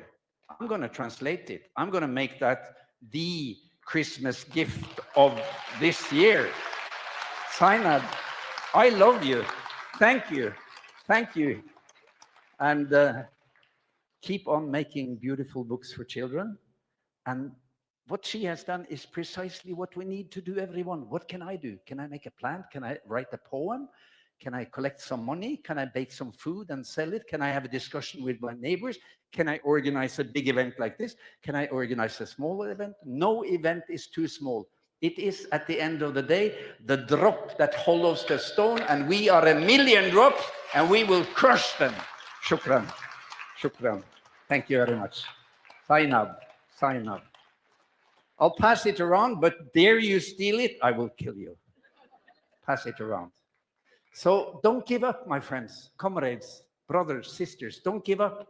Imagine what you can do in your prayers, with your hands, with your mind, with your love. My two favorite words in my language, it is love and it is solidarity. These two words, I think, can change the world, and you are all parts of that army of solidarity. And I was so incredibly impressed and energized by the Shack Dwellers movement, the red girls and boys down there. What a gang. Can you stand up? Can you stand up? The Shack Dwellers movement. Yalla. You know, what you show is strength and solidarity. You don't give up even if you don't have a home. And you're going to go to Gaza and work with them to rebuild their homes. Come on. I respect you so much. Shukran. Great.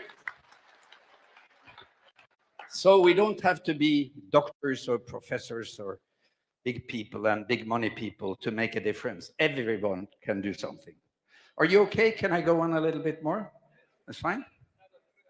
Another 3 hours. Brother, you're still awake. MashaAllah. Shukran. Yeah. And now we're going into the serious again.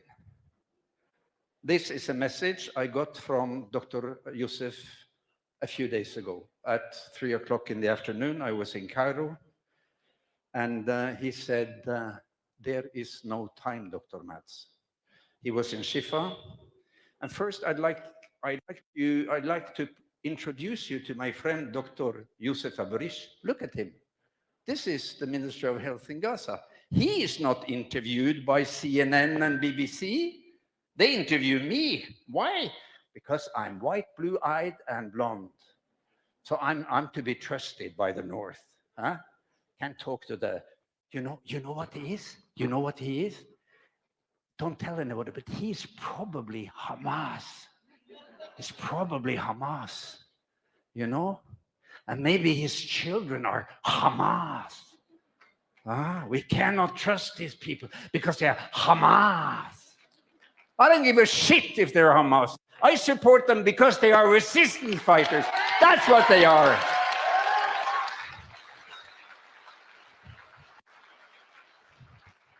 And I tell you what, Dr. Youssef is the most gentle doctor I know. He's a pediatrician. After his 12 hours working days in the Ministry of Health, he goes home to the southern part, close to Zaitun, and he opens his private clinic and he treats people for free. Poor people, lots of poor people in Gaza, they come to Dr. Youssef, he treats them. He's a clinician and he's a fierce leader, a fierce leader. This is now in June this year. This is his family. I always go and have dinner with them. His wife is Syrian, so the food is fantastic. And these are 4 of his 5 kids. He is very, very preoccupied with Amumats. I'm Amumats. I've known these children since they were born, and we always have ice cream and lemonade when I'm leaving. So we were going to have the goodbye party. We had ice cream. Dr. Youssef was with me, and Mohammed, the youngest son, he said, I want to discuss something. And I could see that Dr. Youssef was a little bit uneasy, and a little Mohammed, this is Mohammed, this beautiful boy with the white shirt, he says, I want to discuss something. How come? And of course, Dr. Youssef is a devoted Muslim. He's both Hamas and a Muslim. I mean, how bad can it get? My dear beloved friends in the back, can you please shut up?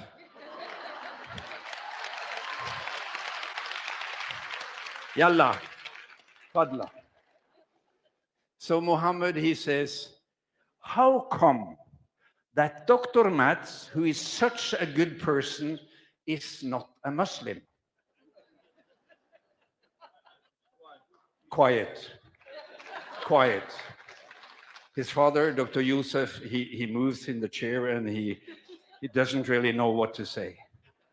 So we have a very good discussion. I say, no, I'm not a Muslim. I respect your faith. I am a romantic agnostic. You know what that is? I believe in any God who passes by when I need it. Nature, Allah, God, Almighty, Buddha. I'm not picky about the gods. So we have a discussion, and Dr. Youssef started to say that you can be a good person even if you're not a Muslim. I think that Dr. Youssef actually thinks that I am a Muslim, I just don't know it.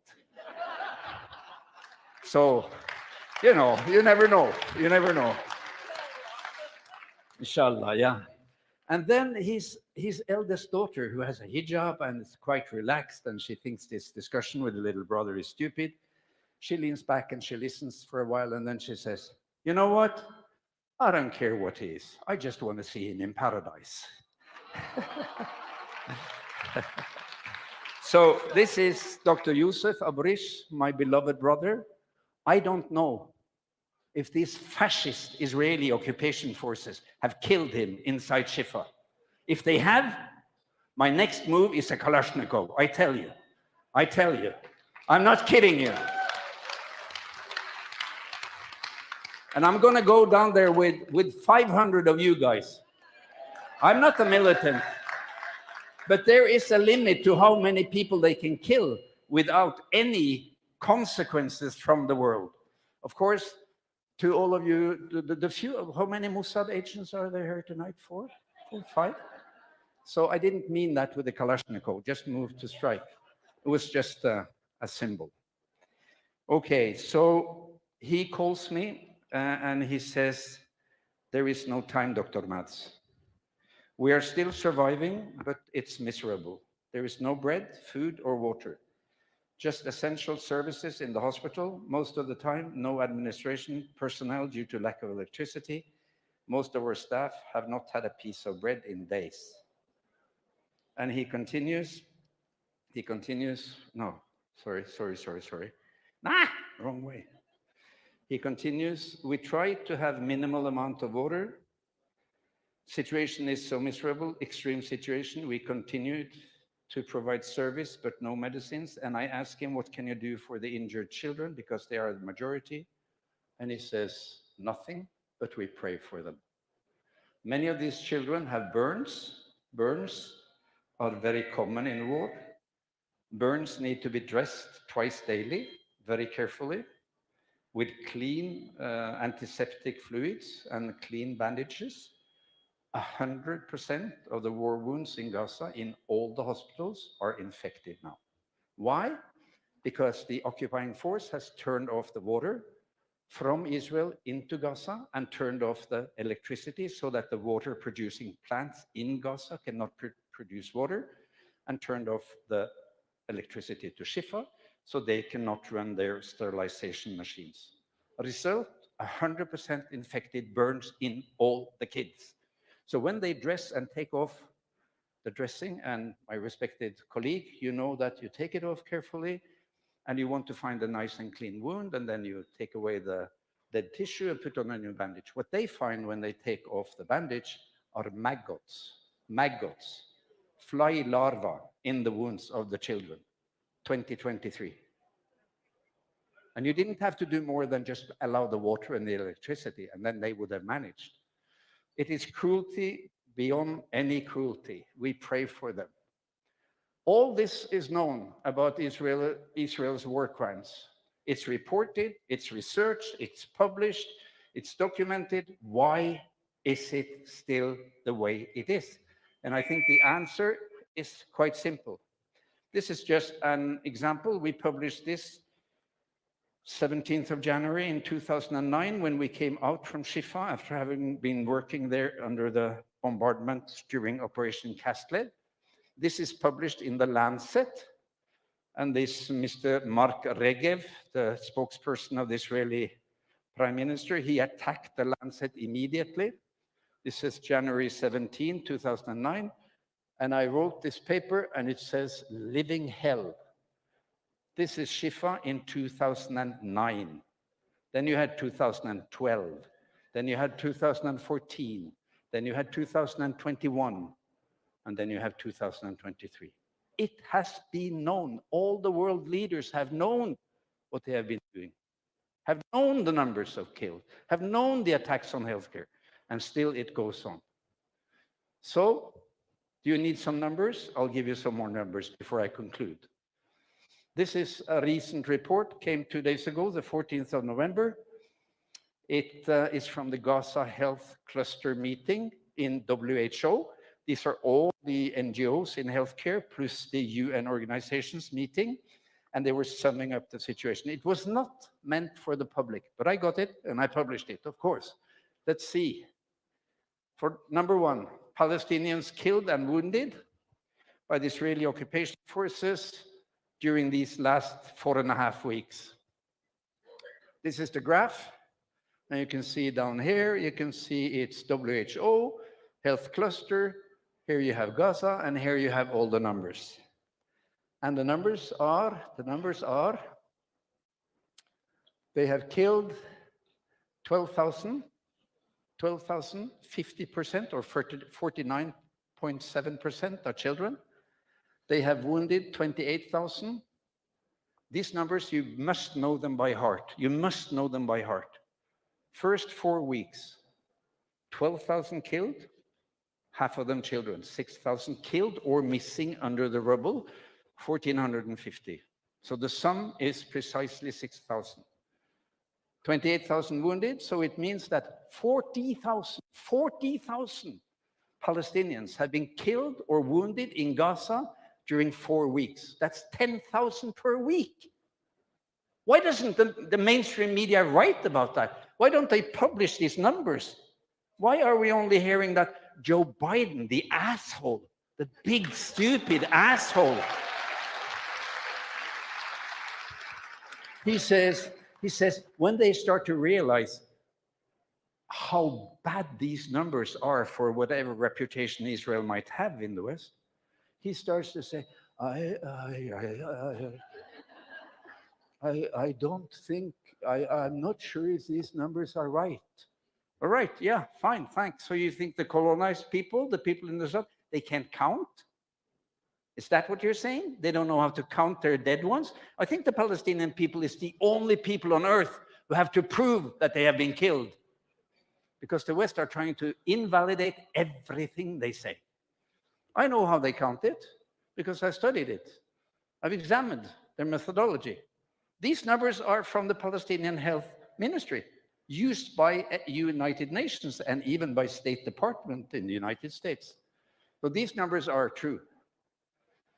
And this graph I just got, these are 6,000 small children. Can you see here? Every one of this is a child killed in Gaza, and that's you, or that's your child. Look at that number. When was it ever defense of your country to kill 6,000 children? When in history was that ever defined as defense? And when in history did anyone get away with the cruelty which is inherent in the number of killing 6,000 children? And what would the stupid asshole Biden have said if these had been 6,000 white children with blue eyes and blonde hair? You know, this is racism. That's what it is. It is profound racism.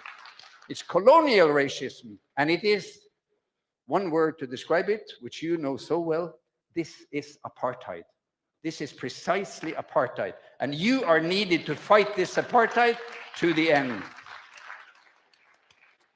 And then if we look at, if we look at point number 2, Israeli attacks on Palestinian hospitals in Gaza. Everybody's talking about Shifa. Ooh, Shifa, Shifa, Shifa, Shifa. Shifa and Hamas, Shifa and Hamas. I don't support Hamas.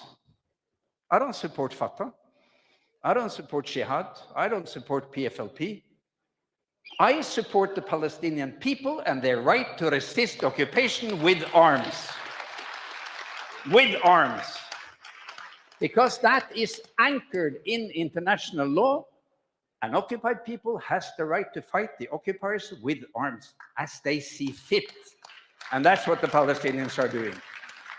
Of course, within the limits of the Geneva Convention, I am against all terror against civilians. And I mean, if the resistance in Gaza have done something wrong with regards to civilians, they need to be prosecuted. But that's not the problem, I assure you. They may have made some mistakes and some faults, and they should be examined and investigated. But the great war criminal is, of course, the Israeli army. So Shifa has been the focal point, and I've had about 1.4 million questions. You have worked in Shifa. Is there a Hamas military command and control center there? And I don't know how many times I've told these journalists that no, I haven't seen any. Have you? And it's been 16 years we've heard these claims, and where are the proofs? I mean, is the Israeli intelligence so stupid that they can't provide some proofs of a big bunker in the run of 16 years? The fact is, it's a bloody lie. There is no bunker. The Israelis built a bunker under Shifa when they were in Gaza. I think it was 1984. So that bunker, they know it's there, but it's trashed. It's not used for anything. And mind you, yeah, that's what it sounds when the bombs from the F-16. I feel immediately, I feel the reaction, because this is your thunder, is their death. Look at these numbers. These are the number of hospitals that they have destroyed or closed down because of lack of electricity or because of damage. This graph, I'll explain it to you. It starts here, October 8th. The green ones are hospitals that are partially working, and the gray ones are hospitals that are completely shut down. This is the 12th of November. And you see, wrong again, sorry. You see, it's been gradually, day by day, going down. So here, when it all started, there were 34 partially functioning hospitals in Gaza. And there were 2 not functioning hospitals. They were lacking supplies and had some technical problems. Within these 4.5 weeks, November 14, there are 9 functioning hospitals and 27 non-functioning hospitals. It's not only Shifa. It's nothing to do with Shifa. It's nothing to do with command center. This is the all-out Israeli attacks on healthcare. And they've done that for as long as I've been working with Palestinian healthcare. I was in Beirut in 1982 during the Israeli invasion of Lebanon and the siege of Beirut that ended with Sabra and Shatila. They did the same. They came up through Lebanon, encircled West Beirut, cut the water, cut the food, cut the fuel, cut the medical supplies. We were smuggled in under some rugs in a rusty car. And I worked there as a young Norwegian, naive, blue-eyed anesthesiologist. And I really, for the first time in my life, I experienced the Israeli murder machine. They bombed everything. They bombed the psychiatric hospital, ambulances. They bombed, people came to rescue. They came back and bombed and killed them. It was horrendous. I thought I would never experience anything like Beirut 82. And it's becoming worse and worse and worse. So this is a pattern. This is a pattern that UN knows. Everybody knows it, that they're attacking hospitals. So why all this talk about Shifa? Because they tried to make a smokescreen. They're liars. They tried to fool people. And then it's like, okay, so if it's a military command, maybe I think they could bomb it then. Yeah, maybe. Full of people, patients? No, you cannot. The Geneva Convention is absolutely clear. It's proportionality, precaution, and precaution, proportionality, and prevention. Yeah, you are not allowed to bomb a civilian target like a school or a hospital. If it is a mixed military civilian target, like there is a church or a mosque with 400 people and 2 freedom fighters, you can't bomb it because the civilian priority is higher than the military gain, according to the Geneva Convention. So even if there was something in Shifa, they couldn't have bombed it. But they don't care. They bombed the Turkish hospital, the cancer hospital. They bombed the Rantisi hospital, the pediatric oncology hospital. They bombed Al-Quds. They bombed the Indonesian hospital. They bombed all of the hospitals without even bothering to claim that it was a military command post. Why do they attack healthcare? Because they know that people without healthcare, they become quite weak. You never get an army to fight without a military medical support. Field hospitals and all that, medics in the front line with bandages and painkillers and everything. That's to keep the fighting morale up. People who lose completely their healthcare will be weakened, there is no doubt. People who see their social fabric falling apart, schools, hospitals, water supply, bakeries, everything that is needed for life will be weakened. The Israeli tactic is to attack the Palestinian civilian society, not their soldiers. They're cowards. They're shit scared. If they meet Palestinian fighters man to man, they run. That's what happened the 4th of October. When they were out of their tanks and out of their remote control of the drones and not sitting in F-16, they fell apart. So what do? They try to weaken the Palestinian resistance by taking out hospitals, schools, universities, water, food, whatever. So here is the graph. And there you see what all the world's leaders have known for this last 4 weeks. They have destroyed 27, and there is only 9 remaining hospitals. 9 hospitals with only maybe 40, 50% function. It's not enough to serve 2.2 million people, and it's not enough to serve all the wounded, of course. So this is a slow strangulation, suffocation of the Palestinian people as the world is sitting by, doing nothing. Dr. Nafis, brilliant anesthesiologist, he sent me a message. We are being slaughtered as the world is sitting idly watching it without lifting a hand. He meant the world's leaders, not you. That's their feeling. One, if you believe, and how many health attacks has there been? Same report. Here you see the number of attacks on healthcare sector from October 8th and all the way up to the 14th. And you see in Gaza, there has been 152 attacks on Palestinian healthcare during this period and 158 attacks in the West Bank. Because as everyone is concerned about Gaza, they are really trying to control the resistance in the West Bank. Well, look at this number, 152 attacks on healthcare in 4 weeks. They have destroyed 38 ambulances in Gaza, 129 in the West Bank. And even more importantly, they have killed 198 healthcare workers. So 152 attacks in Gaza, 158 attacks on healthcare in the West Bank, know your numbers, and they have killed now more than 200 Palestinian health workers in Gaza. They've killed at least 35 doctors, they've killed 68 nurses, they've killed 20 paramedics, they've killed 26 pharmacists, and they have killed 14 lab staff. You want me to stay here, or I can be here like that? Okay. So these are the numbers. And these are humans. They are not numbers. I think we need some brave young man to come here. Or brave young woman, even better. Are you coming to be a supportive person here? That's great, thank you. And we'll try to fix it. It's blowing down. No, it's, I think, on this side. And I'll tell you, I'm getting towards the end. No, I'm not. But I will tell you the story on one of these 200 killed health workers in Gaza. And yeah, it's been a mass killing. This poster is 183 pictures of 183 doctors and nurses and pharmacists and other healthcare providers that have been killed.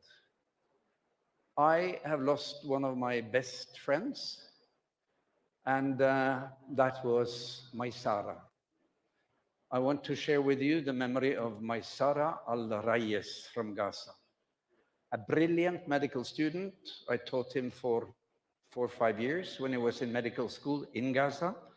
Comes from a Gaza family, extremely well educated, very polite, very soft spoken, smiling, always precise on time, always a good co-worker, whatever we did. He went to the UK, got scholarship, did his master's with top rank characters, came back and was about to finish his specialization as a pediatrician. I have been following these medical students through years and years, and we've had lots of projects. We did research together. This is Maysara al-Rayes. He had 2 brothers. He had a father and a mother and 2 sisters, one of them with 3 kids.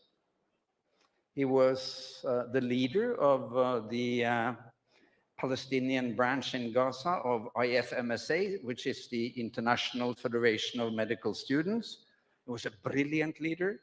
And we did research, and we did a fantastic project where we trained medical students in Gaza to be instructors in life-saving first aid, and then they would go to the villages, to the refugee camps, to the women's organizations, to the schools, and they would have a 3-hour training course, how to resuscitate, how to stop the bleeding, how to keep the airway open, how to keep the patient warm, and get them alive to the hospital. Fantastic project. And this is our very, very first training session. And Maysara is right there. And we are so proud. And there is Anas Ismail, who's now working in Geneva and who was Maysara's best friend. These are the other instructors. And we have just trained these young boys in vocational school. Maysara al-Rayes. So this is one of the papers we published together in the Lancet about how local medical students can be good instructors. So it's Anas, let me see, sorry, it's Anas Ismail, it's Maysara, and some few others, and I am the last author. Fantastic people. Under siege, bombardment, poverty, hunger, they do their medical training and they become doctors full-fledged. Maysara was going to bed. It was the 11th of November with his parents and his sisters and the 3 small kids, and the Israelis bombed their home. All 8 were killed. Unarmed civilians, not an arm in sight, nothing in sight, just plain decent humans like you and me. Plain decent humans surviving poverty, occupation, and humiliation, years after years, killed in their own home. Two of his brothers were out to find bread for the family. My Sarah, my dear friend, is one of these 200 healthcare workers who so far have been killed by the Israeli war machine without having even a mention, in mainstream media. The next morning, his two brothers had decided to try to dig in the rubble because they were longing for a hope that they could have been alive, at least one of them. And all the big rescue machinery cannot be used in Gaza now because of lack of fuel. So they were digging with their hands together with a rescue worker who came. Lots of solidarity in Gaza. And the Israeli war machine came back and killed all three of them. So I got this message from Anas. He said the day after, they just killed his two brothers who were trying to get the bodies from under the rubble. I was in Amman. I was preparing for the lecture I had there. It was 3 o'clock, and I just collapsed. I mean, what could we do? And Anas and Wasim, who is working in Gaza, part of this group of ours, we just cried and cried. And then I got this video. I want to look closely at this video because these are the two brothers that were trying to find their 8 family members in Gaza, or maybe even rescue.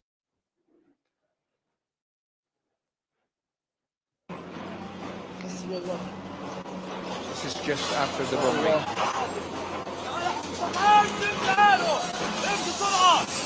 يا الله يا الله حسبي الله ونعم الوكيل. ايش هذا؟ استهداف ولا ايش؟ يلا يا الله هات سيارات الشباب اللي بتشتغل يا الله يا الله اصبر جيب شيالة. في معك شيالات اسعاف؟ This is معك one شيالات؟ survivor, a journalist. استهدفوك بشكل مباشر؟ حسبي الله ونعم الوكيل. لحق اهله. This is لحق اهله. ما هو الوحيد ضايل لاهله والله. Moyad هو الوحيد ضايل لاهله. al-Rayis. هو الريس صح؟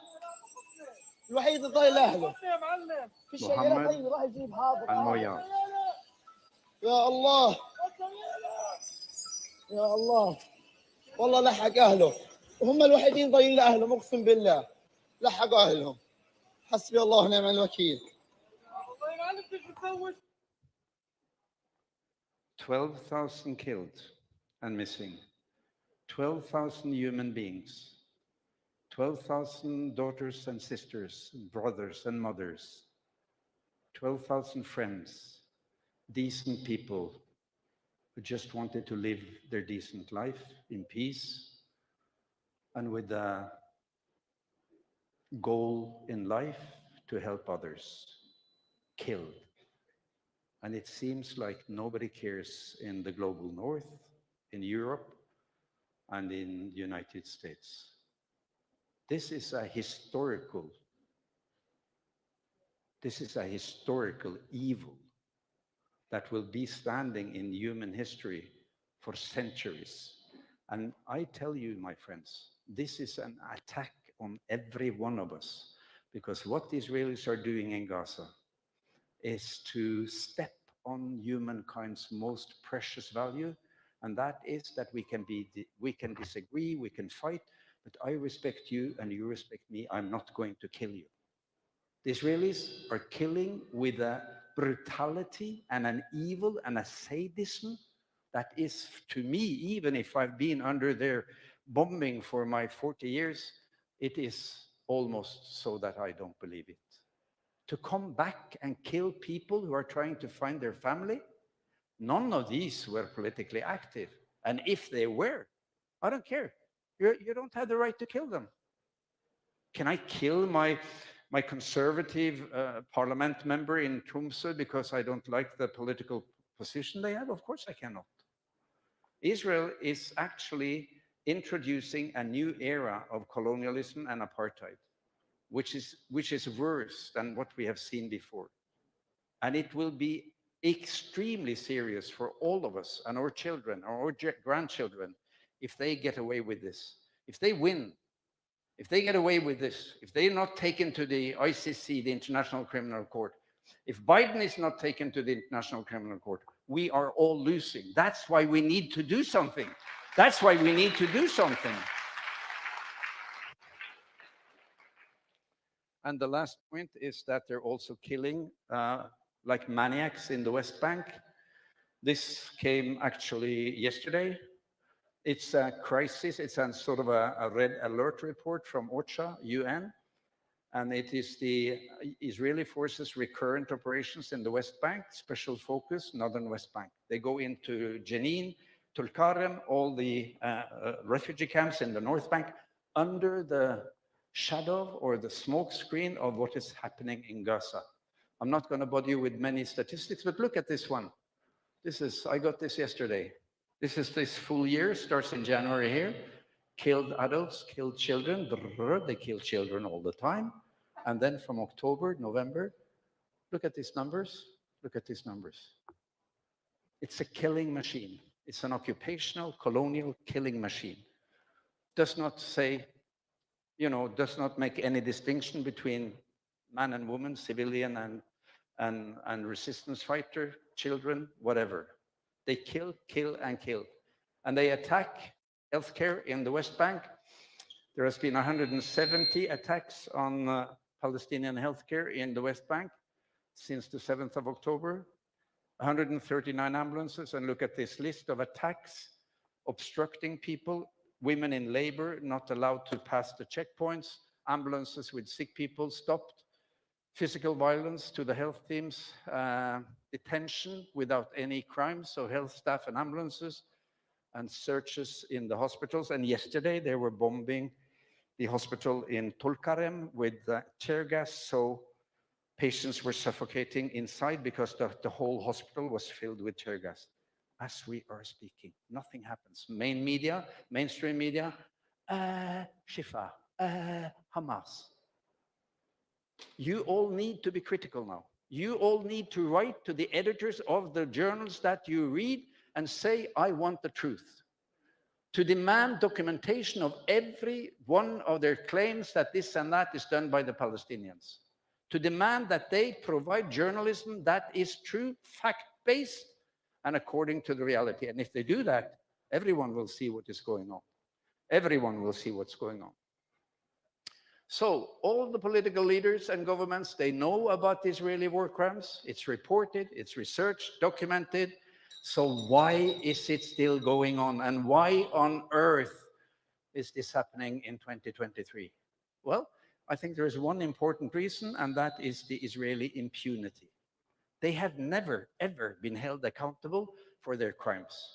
Be it, the blatant apartheid regime, be it the attacks on healthcare, be it the bombardments of Gaza, be it the thousands of hostages that they keep with the prisoners, Palestinian prisoners, be it the siege and the collective punishment of Gaza. Never, ever. It's like you had a pit bull. You had a pit bull.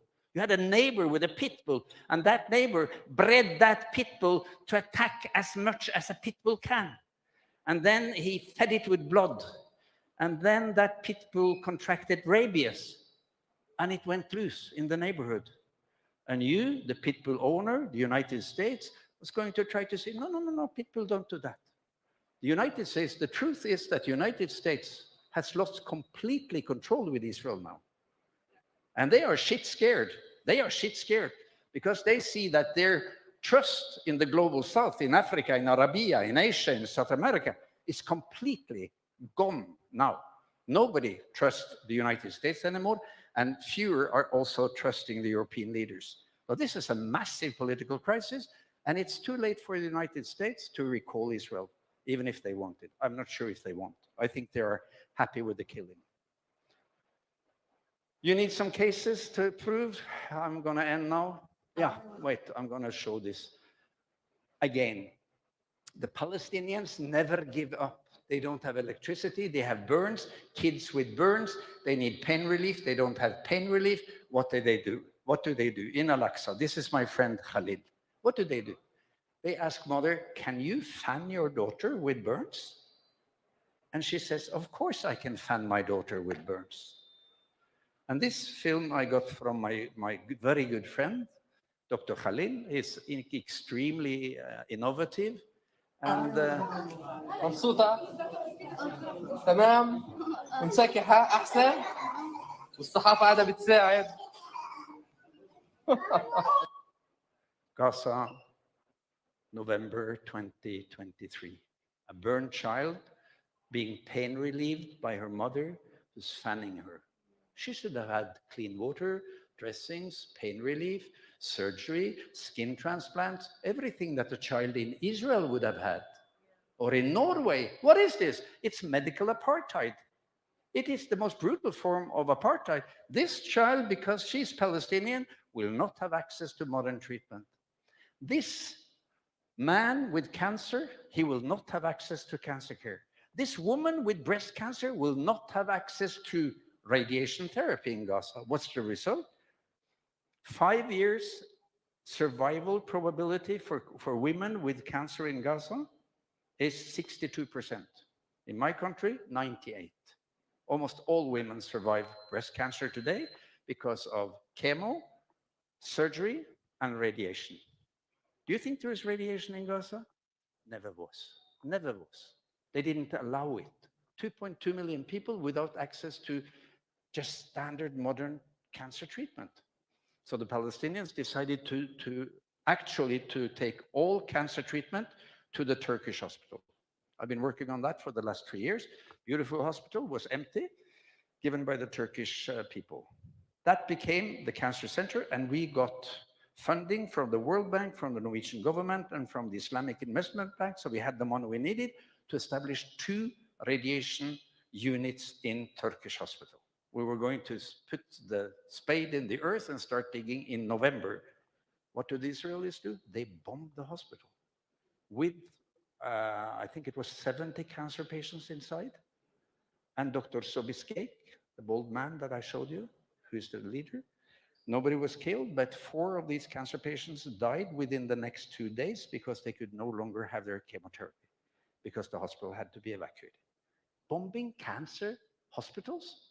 And then they bombed the Rantisi Pediatric Cancer Hospital, bombing Children's Cancer Hospital. And that's, by the way, is funded with American money. كان حامل رايه بيضاء يا جماعه الخير، هذا كان راح حامل رايه بيضاء، هيو شهيد، ولد صغير كان حامل رايه بيضاء، حاليا هو شهيد.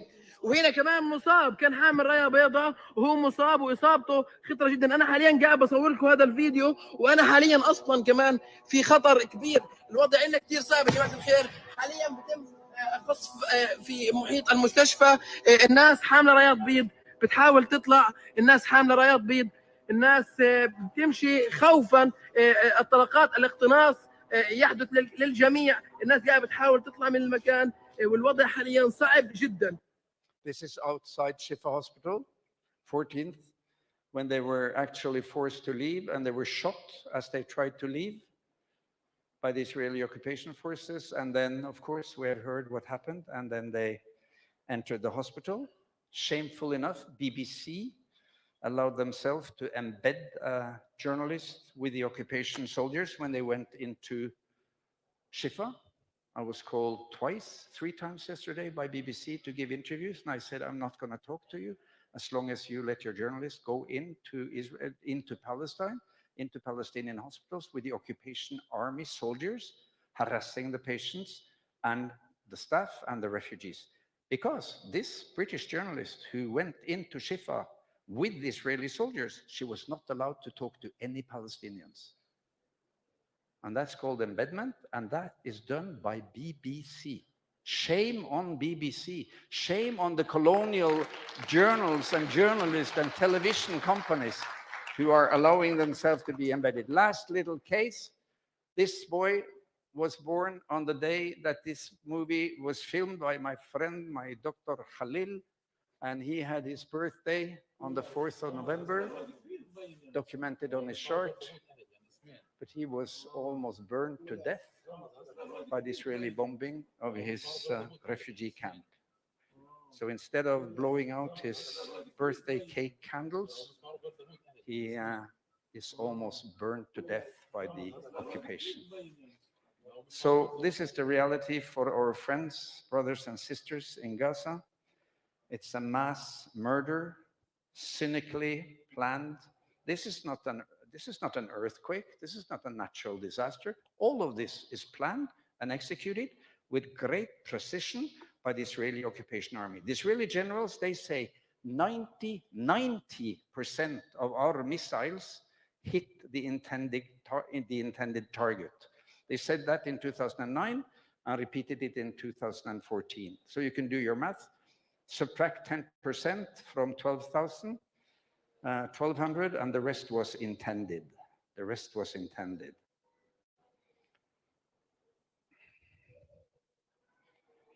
I'll move now because I see you're tired and you're exhausted, and I'm taxing your account of empathy. I can see that. I understand. I get very angry.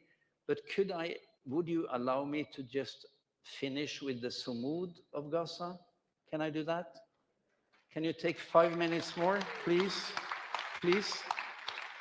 Because we need to help each other to lift our hearts, to lift our hope, to lift our energy, and do exactly what my friends in the shack dwellers movement. I love you. You will go to Gaza and build up all the apartment buildings that have been bombed, and you will share your energy with the bombed people of Gaza. And we will learn from Zainab, and we will write beautiful books and beautiful poems, and we will paint beautiful pictures, and all of us will do beautiful things.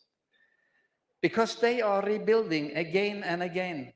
The last 15 years, the Israeli occupation army has destroyed almost 13,000 residential units, and they have damaged 42,000. Total, more than 54,000 homes, apartments, apartment buildings, beautiful homes, 55,000. And now they've done the same again, much greater numbers, but they've done it. So look at this, my friends. You remember the attack in 2020? This is the bombing of the Bahada Street. Horrible bombing. We see the same now, just much worse. And then this is again 2020. You see this bombed house in the middle of the main street of Gaza. And then 3 years later, it is rebuilt. It is rebuilt by people who are besieged. They don't have building material. They barely have food. They build it up again. Come on. What is our promise tonight? What is our promise tonight? We will rebuild Gaza. We will rebuild Gaza. It's not going down. It's not going down. And we will collect money, and we will collect material, and we will go there, and we will rebuild Gaza. There is no doubt that we will rebuild Gaza. What happened now? Is it Mossad again? Shit, they get into my machine. You know Mossad? They are everywhere. They are everywhere. Ish malaki habibi, ish malaki. Okay, bear with me. They do this many times. As long as they don't get into my brain, I'm happy. Huh? Alhamdulillah, yeah. So, yeah, this was that, and this was there, and now we're there, and I don't know what happened. The machine was tired, I think. So, this was 2020. And this, of course, in this building, our beloved Dr. Ayman Abu El-Qud, he died. He was killed with his family. But the point is that 3 years later, they have rebuilt the house. And he was an extremely beloved teacher at Al-Azhar University, and it was a great loss. Another building. This, again, 2020, 3 years later, rebuilt. And also beautiful art. This is wall painting in Gaza. Look at that. Look at the beauty. We pledge to rebuild Gaza. We will rebuild Gaza. Building by building, hospital by hospital. We will go there, brothers in arms, 2 doctors, and we will carry the mud and race up the building together with them. The psychiatric hospital, the pediatric hospital, the cancer hospital, and they will never be able to erase Palestinian healthcare. I swear to God. I swear to God. And remember, solidarity is not an act of charity. It's an act of unity between people fighting on different grounds towards the same goal. Equality, respect, humanity, and solidarity. Now, the end, the brave children of Gaza. The brave children of Gaza. When I go to the beach with my parents, I like walking the bird. I like watching the birds, and I imagine that my wings will help me to escape from this oh so sad place, says Maria, 10 years, as she's playing in the sands of the beautiful beaches of Gaza. So the Gaza Sumud is extremely profound. It's anchored in everyone. And I will tell you the story of 4 beautiful souls in Gaza that I met in 2009. Cast lead, they killed almost 1,400 and they killed 318 children. Nobody held accountable. So then I met Samar, Amal, Abdallah, and Jumana. These 4 kids were all deeply affected by what happened in January 2009. Amal and Abdallah and Jumana, they were part of the Saitoun massacre. A large clan in Saitoun were seeking shelter in a big warehouse because the Israeli army had then come all the way to Saitoun during the ground invasion. So they went into this big warehouse and they stayed for 2-3 days. And on the 3rd day, the father of one of the families, he went out with a white flag and his son by the hand, and he shouted in Hebrew to the Israeli soldiers, "Please let us out. We are only civilians, children and women and some men, and we need water and we need food." They shot him in the head. He died on the spot, and they shot the 5-year-old son with 2 shots in the chest, did not allow any medical help, so he bled to death. Of course, everyone inside was shit scared. Then the Israeli airplane came and it bombed. They bombed the whole warehouse full of people, 48 were killed inside that warehouse. You see it there. And of course, many of them children. This is some of the Al-Samuni children who were killed.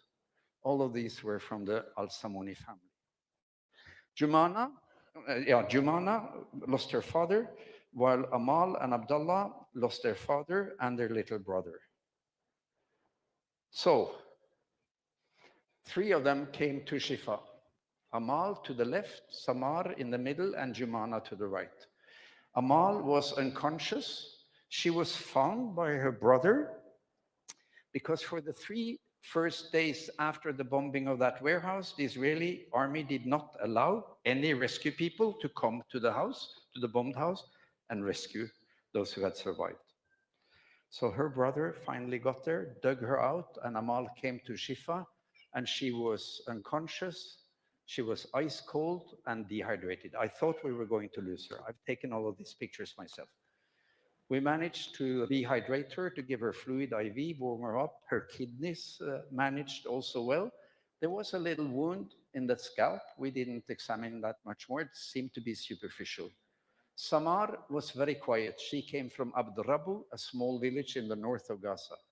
And she only whispered, "Mama, mama, mama." I was called to her assistance to give her anesthesia because we were going to examine her. Jumana had a smashed left hand. This is after we finished the surgery on her. So, Amal was the one who lost her father and the small brother, her brave father who tried to stop them and asked for water and opening. This is her brother who found her, Abdallah, in the rubble. And as I said, I thought Amal would die between her hands. And I tell you, I have 2 children myself, 2 daughters, 4 grandchildren. And you have to be extremely focused when you work with these wounded children. Children are the worst because you really, all of us want to protect the children. And you have to be so concentrated that you don't hear anything, you don't smell anything, you're just focused on the work intensely. So I was extremely scared that she would die, but she didn't. Samar came from Abdarabu, and I wondered why she was so quiet. Why is she so quiet? And I tried to talk to her, and she only said, Mama, Mama. I asked the paramedics what happened. Well, there was an Israeli tank. It was very scary. They were shooting at everything, and we barely managed to evacuate her. So we took her to the emergency room, and then we understood why she was so quiet, because she had a very bad injury.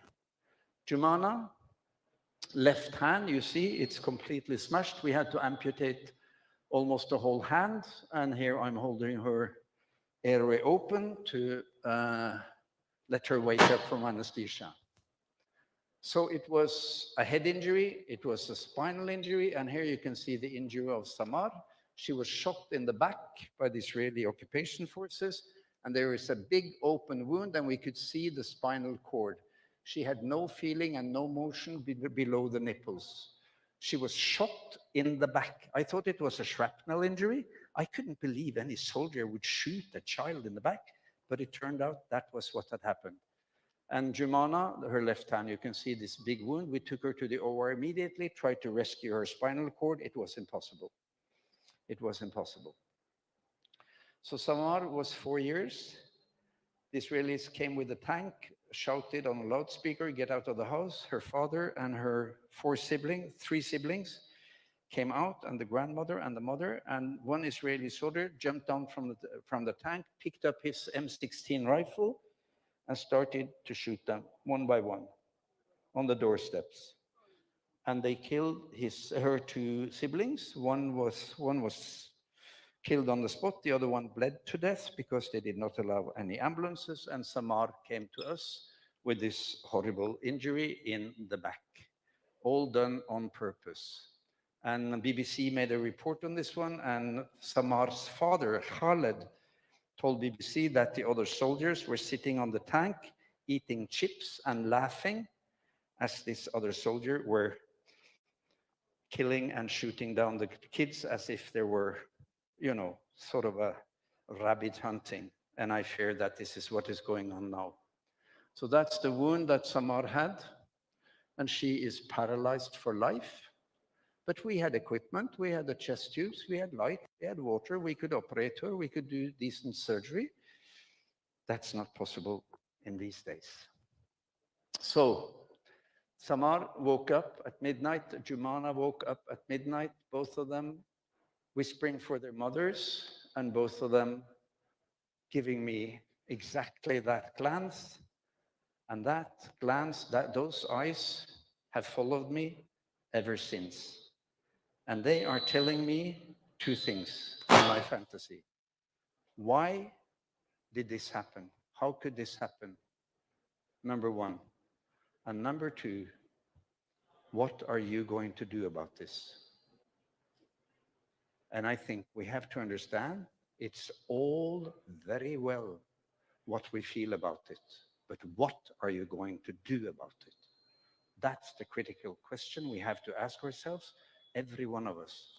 We have lots of feelings. We feel sad, we feel angry, we feel helpless, but that's not doing any good to the Palestinians. The question is, what are you going to do about it? Samar was evacuated to El Arish and flown to Bristol. I met her there later. She had become a beautiful little girl, of course, in a wheelchair because she's paralyzed from the nipples and down. Her father, Khaled, nice farmer from Gaza, now a refugee in Belgium, working as a janitor. The family is extremely poor, but of course with great hospitality. And Samar is the sort of deputy mama. So she takes care of her siblings. She does extremely well in school. We spoke French together. I speak French, and she was laughing because she said, Dr. Mats, your accent is quite funny. And she got a kitten from her teacher because she was the best in her class. Samar is also our responsibility. We can't get away from these children. They are part of the responsibility that we have. And I went back to see her again later when she had grown up, and she has become a beautiful young girl. This is in a festival in Ostende in Belgium, where she gave a beautiful speech about Gaza. Her family, poor, but they managed. They have the Sumud. Her uncle is living in Oslo. We communicate often, and I talk with Samar, and she's doing quite well. And last year, she was able to travel to Gaza and see the shores and the sea of her homeland. And she was extremely happy, despite that she's still in her wheelchair, because Israeli apartheid army shot her in the back and killed her two siblings, and nobody has ever been held accountable. And that's why this keeps going on and on and on and on, because the political pitbull, the killer pitbull, is loose and is not stopped by anybody. Jumana, with a hand, her father was killed. Her mother, Maisa, covered her with her own body and saved her life. I met them again in the fall of 2009, and Maisa, very depressed, 18-year-old widow with a baby without three of the fingers. And she asked me, Dr. Mats, can you take her to Norway and you can do some transplantation? And we couldn't. So we had to disappoint her, but I have followed Jumana through all these years. I visit her every time I am in Gaza. And she has grown, like Samar, to a beautiful young girl, surrounded by the love of her mother and her grandmother and her grandfather, within her culture, within her faith, within her language, within the smell of the good Palestinian food, and within the solidarity of her community. I am only an outsider, but I lend my shoulder to her, and she lends her shoulder to me, and we encouraged each other. She managed extremely well in school. She's a little bit shy about her left hand, but she's managing well. And this is her network. This is her lifesaver. This is her surviving strategy. It is the family, it is the faith, it is Palestine. It's not a psychologist from Norway. It's not a well-willing solidarity worker from Norway. It's everything that is in Gaza and is in the culture of the Palestinian people. That's what makes Samar, Amal, Abdallah, and Jumana survive. Amal and Abdallah, the two siblings, twins, they lost their father because he was the one who waved the flag and tried to get them out. So he was killed. Abdallah survived, but he had pain in his ass, as I said. And Jumana told me in this visit that she had still nosebleed, she had pain in the ear, and she had horrible headache. So I said, we have to go to the hospital and take a CT scan of you. Every time I meet them, the whole family gathers and we have lots of fun and we're blowing soap bubbles and drinking tea and coffee. And there they have got Arab translation of my first book, which is called Ice in Gaza. And they are so eager to read it. When we took her to CT, it turned out that we had done a pretty bad job. She had a big shrapnel in her right hemisphere, an Israeli shrapnel from the attack. And she also had a big metal fragment in her left hemisphere, this one, and both of these two metal fragments are located so that not even the best neurosurgeons can remove them. She has to live with these two greetings from the Israeli army, and that's why she has headache and nosebleed, but she does well. She does well, she managed, and she has married, and she has gotten two beautiful children. Abdallah was right. He had a reason for not doing his homework, because he said, if I sit in my room and do my homework, you know, I tell you, Dr. Mats, it is so painful in my ass. You don't, and my mother doesn't believe me. So we took him also to the hospital and x-rayed him. And then we found the bullet. He had an Israeli bullet in his natas, and we took it out. And Abdullah said, you know, I was right. Mother was wrong. I had a bullet. I had a bullet in my ass. And he was very happy to take it out. And they grew up. Amal here 18, and she's been engaged. And this is in 2023, when I went there to have tea. Amal, a beautiful young mother, extremely scared for new attacks. This was in June this year.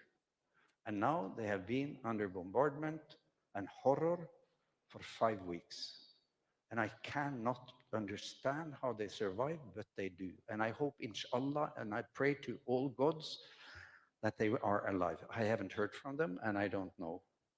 And the picture of their brave father who sacrificed his life and the son that they killed is, of course, always hanging in their living room.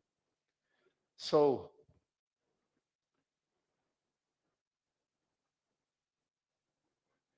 Amal, growing up through hardship, but with this beautiful smile, and with her compassion, and with her humanity, and with her faith, and with her extremely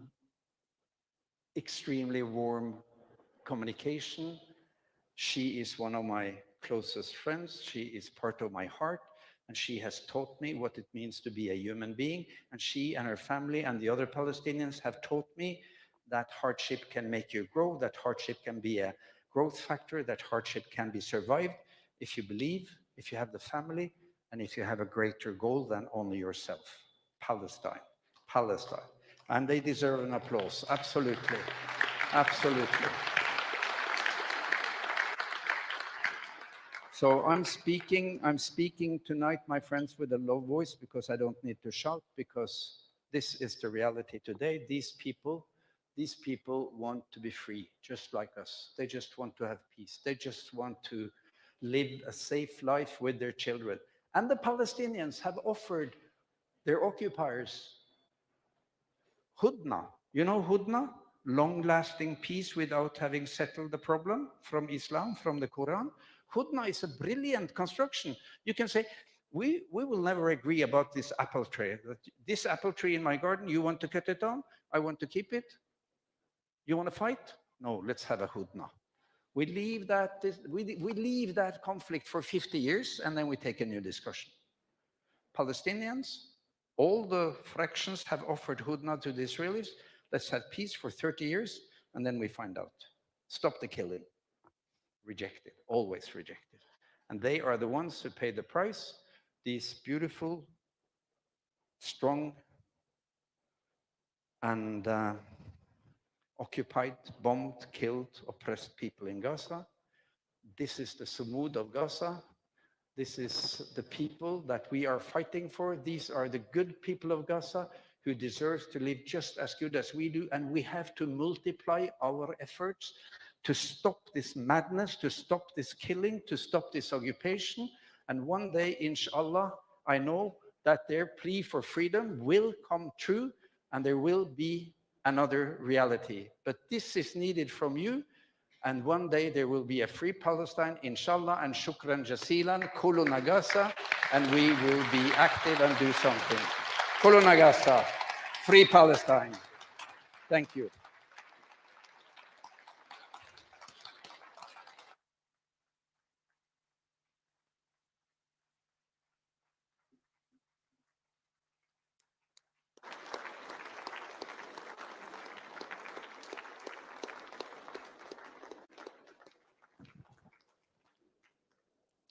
Thank you, Dr. Meds. I think most of us are left speechless after the extremely sad, emotional, but effective talk. Dr. Mads Gilbert, your profound wisdom, passion, and dedication to humanity has left an indelible mark on us tonight. We are profoundly grateful to you for sharing your experiences tonight, and we pray that you continue with your tireless commitment towards the Palestinian people. As a future doctor myself, you are truly an inspiration and define what it is to be a physician and humanitarian. Thank you, Dr. Mads.